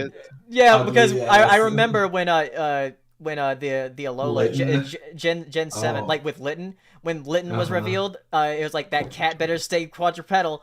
And then like Nope. this second form, we're like, oh, it's still quadrupedal. Third form, it's Cineroar. It's a fucking wrestler. Like what the? Right, like how did this Hey, happen? And then Wrestlers are fucking- cool. No, and then whatever Gen freaking what's the one the Fennekin? We're like, yeah. Oh, it's cute. And then it turns into the second one. I'm like, oh, that one's even cuter. And then it turns into Delphox. Delphox. Yeah. I'm like, bro, come now. I know that Quaxley, because like since this is based on Spain, he's going to evolve into a conquistador. Like that's what he's going to evolve into. Oh, that'll be good. That's a very good guess. Yeah. Oh my god. No, or some kind of Spanish sailor. I just know it because like he's a water type. So Coco's gonna be dope. And He'll be Columbus, my favorite Pokemon. Oh, Christopher Robin. What?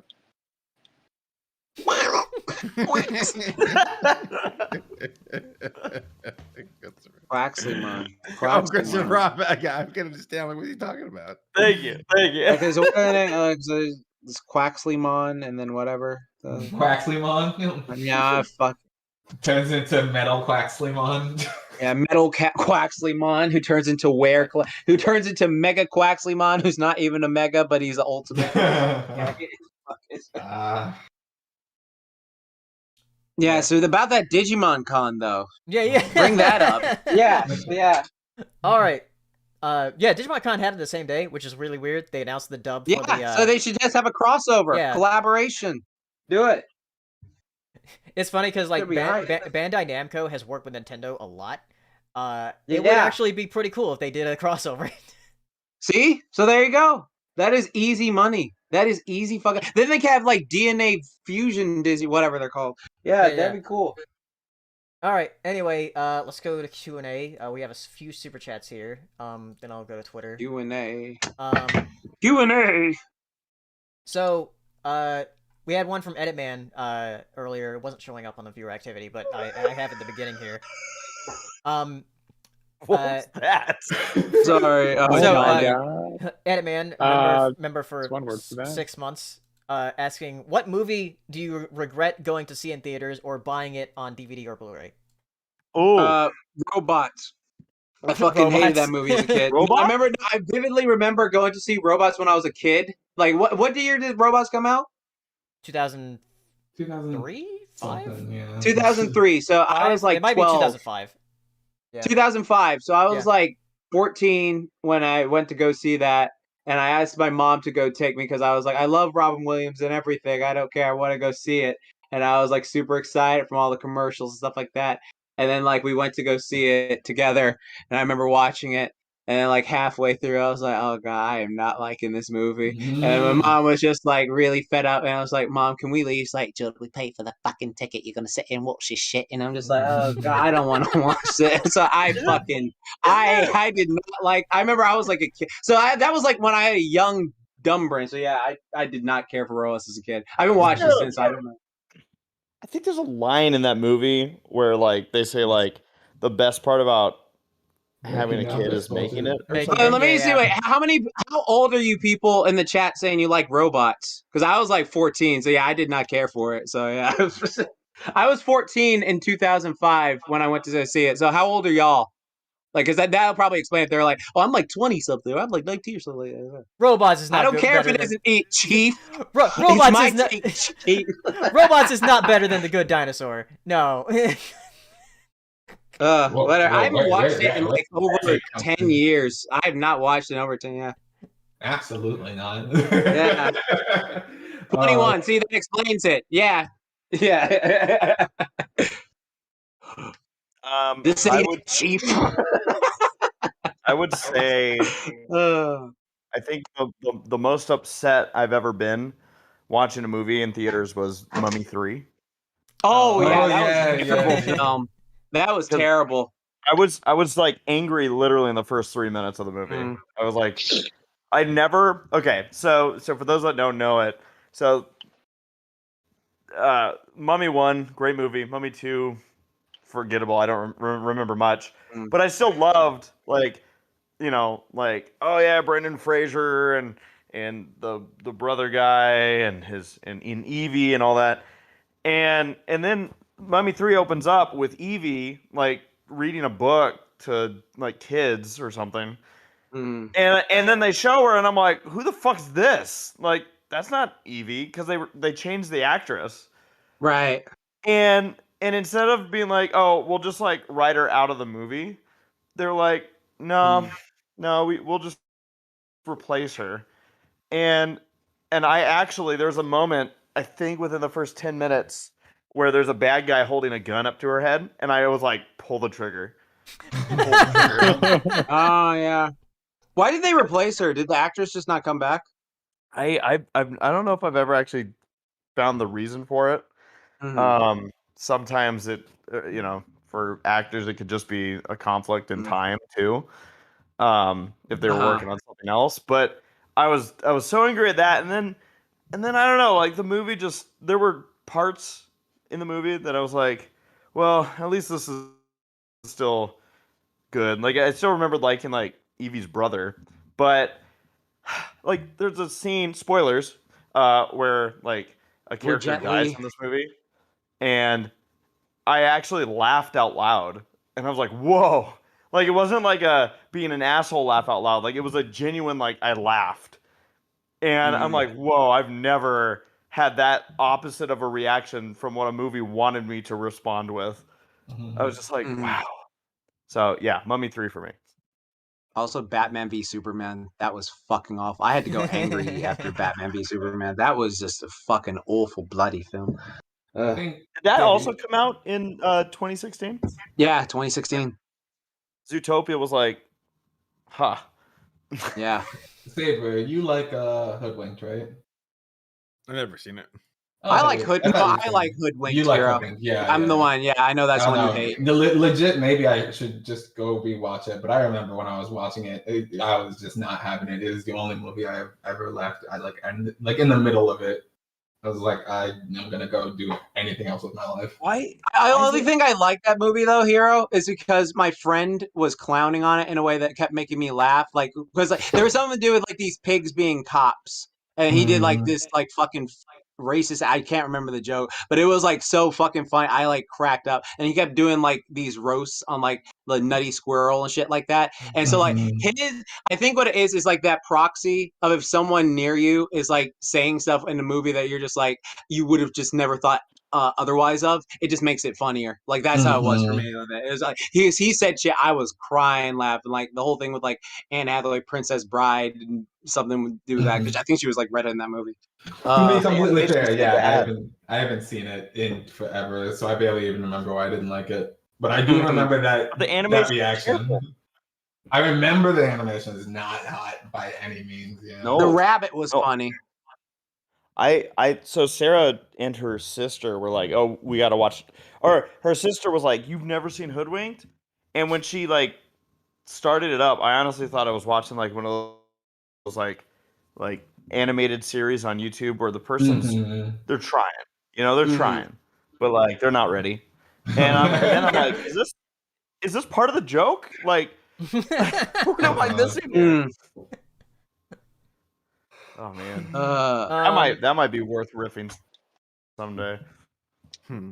All right, from Enigma Prince, also a member for 6 months, says half a year's worth of being a member and still standing strong. What are each of your comfort ships and dank ships from any medium of entertainment? I don't know what you mean by dank ships. What the fuck does that mean? What do either of those mean?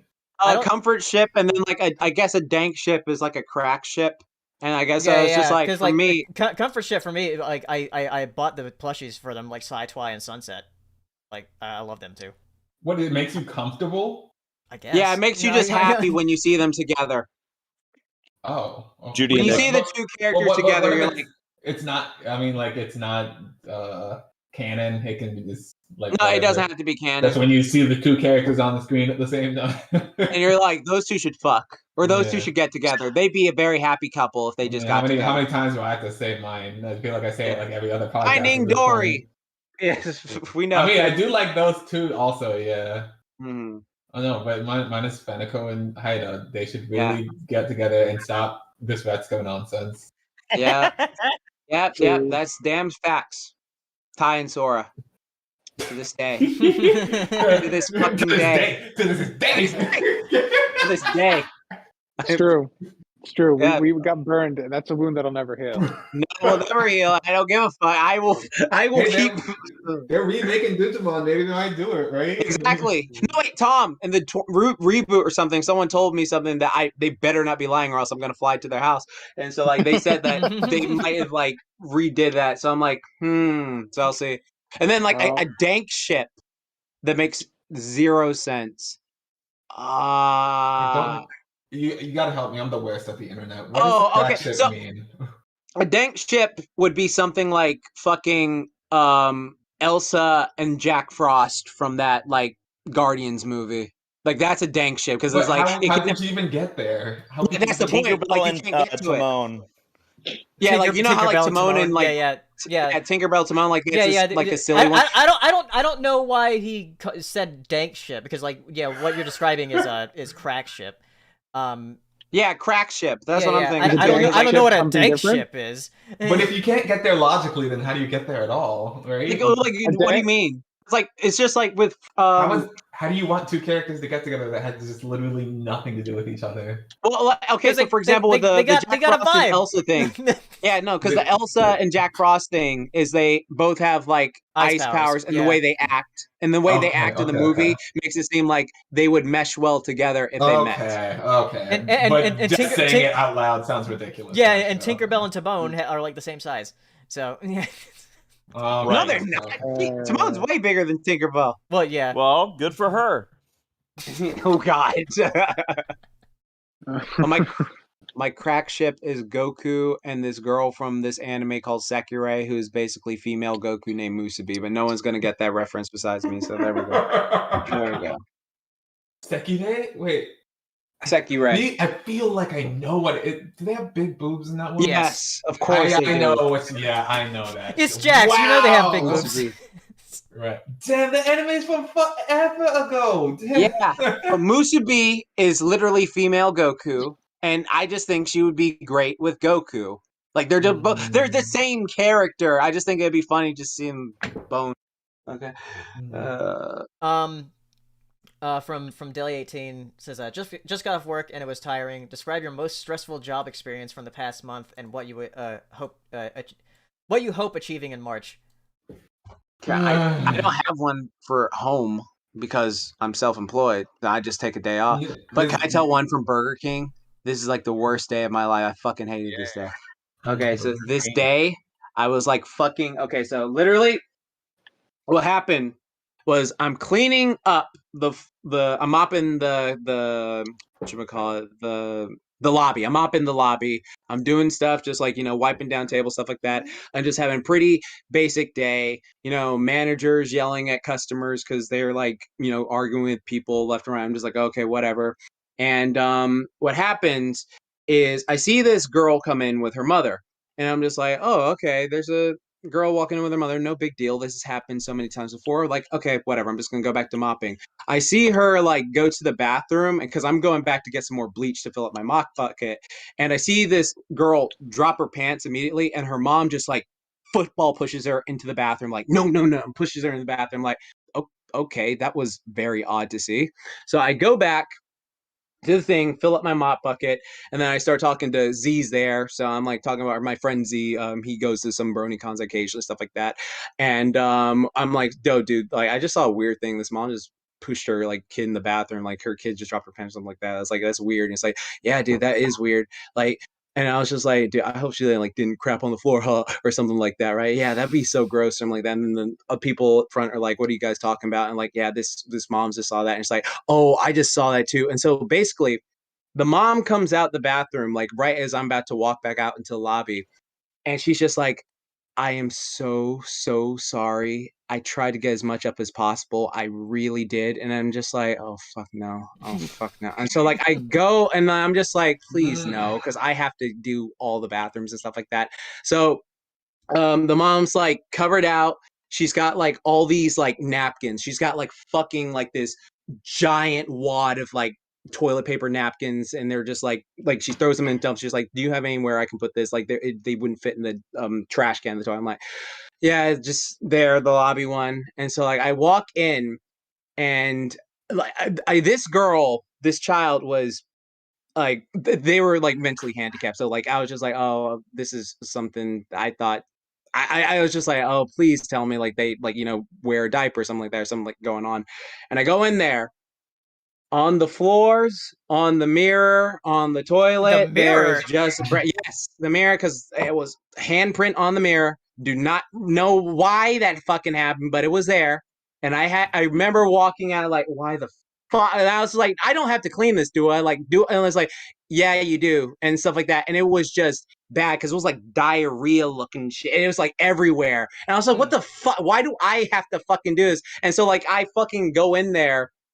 And I have to like scrub with this fucking toothbrush and shit to get like the stuff in the crap out. It's just like I gotta go walk Lammy. Oh, yeah, get out of here. And so like I have to like go down there with this fucking like toothbrush and shit to get out like the crevices, because they like those bathroom tile floors. They have like those little tile things. And if you let something like set in there, it'll like just become like a part of the floor. I'm like, for fuck's sake. For fuck's sake. And I'm just like, oh god. So I spend like fucking 40 minutes getting like various shit up, and then they're just in the lobby like eating their food and stuff like that, like all the matter, and just like, yeah, fucking lady, fuck yeah. But that was horrible. That was horrible. It stank furiously. It was fucking, I hated that.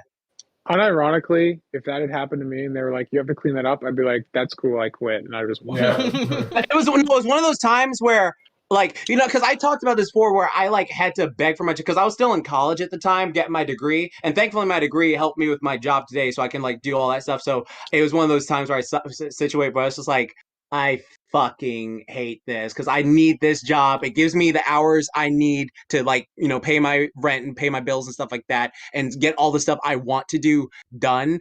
But and so like if I was to go looking for another job at the time, it would have like taken me a whole thing. I would have had to reschedule all my college classes. I wouldn't be able to pick my hours because I'm starting new and all this stuff. So I was just like, it was a bunch of bullshit. So yeah, that was fucking horrible. It was fucking horrible. Sounds pretty shitty. No, yeah, it was shitty. And no, Nathaniel One. Polka. Yeah, I know you're gonna say that. That's exactly what Z said. That fucking scene in fucking Dumb and Dumberer with fucking Bob Saget, rest in peace. Yeah, That's what I said. There's shit everywhere. Yeah, no, that's exact. But it wasn't like that where it was all over the bathroom. It was on the floor leading to the toilet, on the toilet, like around the toilet, and then there was like handprints on the sink and in the mirror, on the mirror. It was fucking disgusting, and I hated it. It was terrible. Wow. Horrible. Anybody else have a stressful like job story? I once forgot breakfast. Wow, yeah, that girl sure didn't. So yeah, there. It's pretty bad. Oh, and then the one day the air conditioning wasn't running as good. So yeah. I remember within like it was inside of my first 3 weeks of working at my company, and they needed me to create. So for those that don't know, I'm a mechanical engineer, and do like design, computer design and CAD, and so I learned a lot in like the first couple months of me working, like a lot more than I ended up really learning even in like college. And part of that is just like a lot of what college is doing is it's not only, you know, helping you learn some of the programs and whatnot, but it's also I oftentimes hear where college is kind of defined where it's more about developing like the problem solving skills as like, and not so much this is going to have you 100% ready for the job you're going into. Okay, so I was learning things as I was going, and they needed me to develop these files for the shop. We have this thing called a water jet. So it's literally just it's what it sounds like. It's a jet of water that can cut through just about anything. And so we use this to cut like metal and stuff because we make things in house. And I didn't know, because no one told me, that you had to set the scale for these things. So when I did it the first time, and we had like this big scary guy that ran the shop at the time. I mean, he was, until I got to know him, but you know, I was the new guy. I was just trying to make people happy. And I made these I made these files, and all of a sudden I'm like, cool, I did a good job. And then he walks in the next day and goes, "Did you make these?" I'm like, "Yeah." "What's wrong?" And he's like, "They're all, the scale's off on all of them." I'm like, "Oh." And he's like, "Do you know how much money that just cost us?" And I'm like, "Oh." So I just started packing up my stuff right then. I went, well, it was a good 3-week run. I learned from that. Luckily, everyone else was like, "Oh yeah." I ended up being cool with this guy, but yeah, I just, man, like I just remember, I'm like, "Oh, I'm fired." Okay. So, oh yeah, that's now still, I will take going through that every day of this week than having to do 5 minutes of what Jack's Blade just described. Yeah. Yeah. And one time there was maggots in the soda machine. That was another Ew. fun story. But yeah, Don't tell me that. I mean, we got shut There's down. maggots in all the soda machines. You just have to. I mean, it's just like extra protein at this point. Like that was disgusting. Oh, there was this one time. It's not bad. It's funny. This guy got attacked by a fucking raccoon at the. It was like, I mean, it's not funny. It's not funny, but like, Did he get rabies? he was like, no, he didn't get rabies, but like, he was taking out the trash, and we told him like, hey man, before you go in there, bang the trash can, because like the raccoons, they will like dive in the dumpster and stuff like that. And so like he was like, no, I'm not doing that. And because he was new, and I guess like he had his headphones in, so he wasn't thinking. And so like he fucking like grabbed this big ass trash bag, and I'm like going out there with him just because I'm doing the porter where I pour the grease out, and he's taking care of the dumpster. And he fucking goes and throws like the thing over, but he didn't check the trash can. So all these like raccoons just like run out, and then like one of them like ran past him, and he fell over on the ground. And I was just like, what the fuck? And so like he was like, ah! He's screaming his rats off, and then he ran inside, and he had to get bandaged. He was fine though. He was fine. That's the only reason I'm laughing is because he's fine. I wouldn't laugh if he like got rabies, but no, it was. Shit, you scream so loud. Don't go to Burger King. Yeah, fuck Burger King. Alright, guy. From Nivna Multiverse, asking, meeting y'all at the con was so fun. To finally fulfill a dream of meeting you all was great, and it brought a lot of joy to me. I hope I'm able to meet the rest of you guys some time in the future. Thank you so much for the years. Yeah, we met Nivna at the con, and the drawing. That's in the vlog that Race uploaded today. Yeah. Oh, cool. Yeah, you see the drawing. You see the drawing of me, mine, Race's, Sabers, and Tom's like pony OCs, like female. What? I haven't seen this yet. Yeah. It's in Race's vlog that that they uploaded today. Shit. I'm excited to go to cons again. I haven't been to one since literally like before the pandemic. Yeah. Yeah, that was. I was just gonna say that was really cool, and not just like seeing the fan art, but being like, wow, like this was made a while ago, and getting to meet like a while ago. The person who made it. So, thanks again. Brandon King asking to Jax, Zatch Bell manga is getting a sequel soon. Oh, the manga's getting a sequel? Shit. Yeah. Okay. I saw that trending on Zatch Twitter Bell's- like the other day. Yeah, so we got human Pokemon and freaking regular Pokemon and Digimon all coming back. That's crazy. Because that's what Zatch Bell is, human Pokemon. That's what it is. Let's see, Malik Webster asking, I could be tripping, but wasn't an Usagi Yojimbo series announced a few years ago? Netflix, I believe. Yeah. I could be wrong. Yeah, I think there was a trailer or some art of that released. It was like CGI. Yeah. Yeah. And then we got a couple of Twitter questions here. One from Enigma Prince asking, what are your top 3 dream purchases that you wish to commit in your lifetimes? That I want a robot wife, so that'll be good. And then I want what is it? I've always, I really like that Bumblebee Camaro from Transformers. I don't know, I just really vibe with that car, so I might I'll probably like save up for that or like see when I want to get it. But like, yeah, that's just something I've been looking at. And then, I mean, like, because the thing is, like, I'm at the, I don't. There's a lot of stuff like I just sort of think like, oh, do I really want this, or is it just going to be like a thing that's just like on the corner that I stare at and go like, cool? Because I know for me, like I'm at that stage where like I have to realize I'm an adult.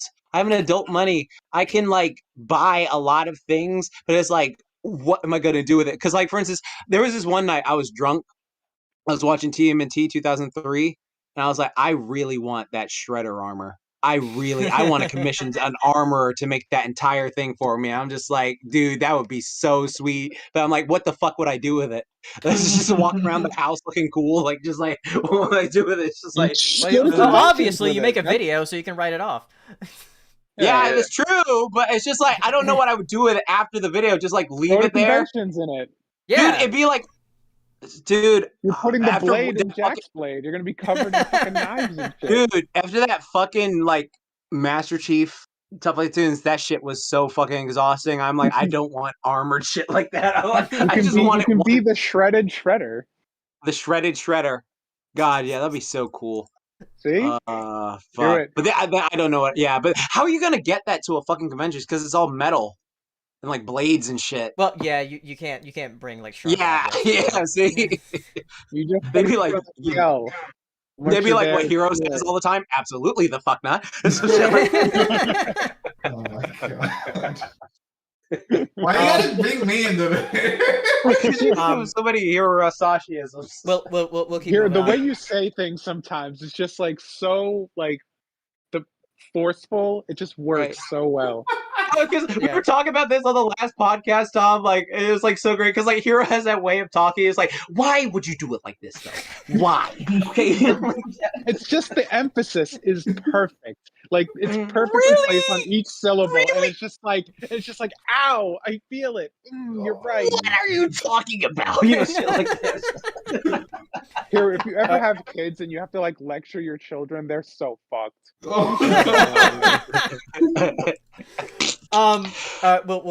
keep going on here. We got like a couple more Twitter questions here, and then we'll end it. From Nathaniel Focus, like, what is the most expensive thing you guys have bought at a convention? I haven't really bought too much. I mean, I guess those 2 plushies that I just got. I mean, that was $100 for both of them.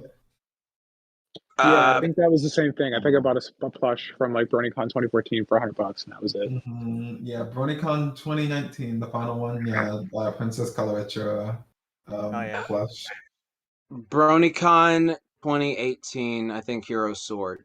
Yes, you did buy me the Gunblade. Thank you. Gunblade, no problem. And then last one here. What did Race get? What did Race Race buy? Judy Hop something. Is it a convention that we went to? Like, did I have to be at the convention? Yes, let's say yes. Okay, in that case, it might. I don't often times end up. I'm trying to think. I know I bought like the Rainbow Dash. Even that wasn't at the convention though, but it was My Little Pony related. But like Everfree Northwest 2013, I think I got some Brony swag back in the day. But I've never like bought any like plushies or anything before. So yeah. Yeah. We went to that store that was like at Pikes. What is it? Pikes Peak? Not Pikes Peak. Pikes Place. That's what it is. Yeah, Pikes there's like a nerd sounds store like down there. Banjo-Kazooie zone or something. It does. Pikes Peak, we're going It's to actually a racetrack. Wonderful. Then last Twitter question from Santa Celine asking, have you ever gotten angry when getting an achievement? Yeah. Like what? No. What do you mean? Like, do you mean like Xbox achievements? Yes. Or, like... Probably like a game achievement. Yeah, because like for The Xbox achievements, I had to turn those off because like they have a thing now with Xbox achievements where it's like, oh, if you get a rare one, it plays this incredibly loud sound, and I'm like, this just ruins the game for me, so I'm just gonna turn them off. Oh, Actually, the achievement I got that made me mad is when I first played Dark Souls 2. The first time you die, it has an achievement, "Welcome to Dark Souls." I'm like, fuck you. I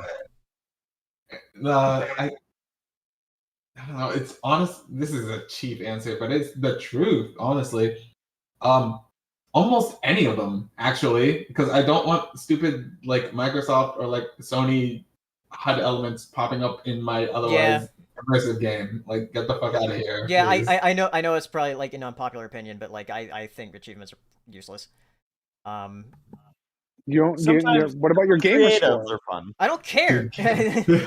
Just Like, What about your gamer the thing score? is like with like achievements and trophies, like I like them when like I guess like if I really like a game, I was like, oh yeah, it's something to do because I really like this game and I want to like do everything in the game. But if it's like it's just a random game that I'm just playing, I don't care. I don't think I like them ever, like literally ever. I know a lot of people. I was surprised actually to find out that many people like love like the trophy and achievement It's- hunting. Yeah, it's a whole Real thing. thing. Yeah. I feel like I'm just too old for that. I feel like if I'd grown up like 10 years later and like achievements are just a part of video games, I probably would have gotten more into it. But Right, yeah. my formative years didn't have them, so it's just like, you know, the probably the achievement I was most excited for was surfing up and down the coast of Cinnabar Island and getting missing. That was a pretty cool achievement. It just feels like a. I hope I'm saying this correctly. It just feels like such like an extrinsic motivator. I'm like, how about I play the game because I want to play the game and Right. enjoy the game, and then I put it down. I don't know. It's just not for me. But Well, it's Probably. just a tool to keep you in your ecosystem, right? Because like if I got all my Xbox achievements, I can't go to PlayStation. My gamer score. Oh God, yeah, I guess so. It definitely has that bit to it. And then we got one last super chat here. Del18 asking, name a food you want to banish for all eternity. Dang, it ain't like that, damn. Like a food you hate that much? I don't know. that even other people can enjoy it. Is Jax's answer Burger King? I mean, yeah, I fucking hate Burger King, but I wouldn't like people like this shit. What about like a specific food? Oh, mayonnaise. But people like mayonnaise though. So people gonna come kill you if you ever. I don't give a fuck. Yeah, go do it. I hate that shit. But whatever. I mean, but Whataburger. Oh, okay. Well, that's fine. Okay. Like, that's cool. I'll see you later. Yeah, it's no big deal to me. I got like other burger restaurants I like. So yeah. I'm just kidding. I love Shake Shack is really good. Five Guys is really good too. It's not the answer to the question, but it's just something that I was reminded of. Which one were you gonna say? I was just gonna say, like, out of nowhere, I just started loving avocado. I used to hate it. Like, no more than like 3 months ago, I was like, yeah, avocado is trash. Now you're a true millennial. I was like, dude, this is tasty. What happened? Wow, hero, becoming the hipster we knew you were. Oh, baby, let's go. I'm having a lot more avocado recently because I hate avocado. It's not great, but it is keto, so I have it all the time. Gotta get some guacamole, dude. Get some spicy guac. I don't like guacamole. I was gonna say, I don't think anybody is going to miss them, because they suck. Twizzlers. No, people love Twizzlers. There are people who are insane about Twizzlers. Do people like jelly? Are mid, but they're not bad. Oh, yeah, no, that's the whole thing. Like every time, like I think like maybe I'm too harsh on Twizzlers, and then I get them, and it's like there's always disappointing. They suck. What? They're very plasticky. Yeah, exactly. Exactly. Why would you want to eat that? It's like a cat. It's like you're a cat chewing on plastic or something. You're just like, oh god, I'm a lesser beast. Good tasting plastic. There is barely any taste in Twizzlers. It's like very faint. I feel like Twizzlers is like if I heated up my toothbrush, poured sugar on it, and took a bite. You want to? Oh boy, here's where everyone gets mad at me. You ready? It's still not the answer to the question because I don't think everyone enjoys something. So like, I don't think I have a genuine answer to this question. But like, what I'm blown away by is that so many people. I'm definitely not minority. Why do so many people like mint? Mint doesn't taste good. Hero. Wow.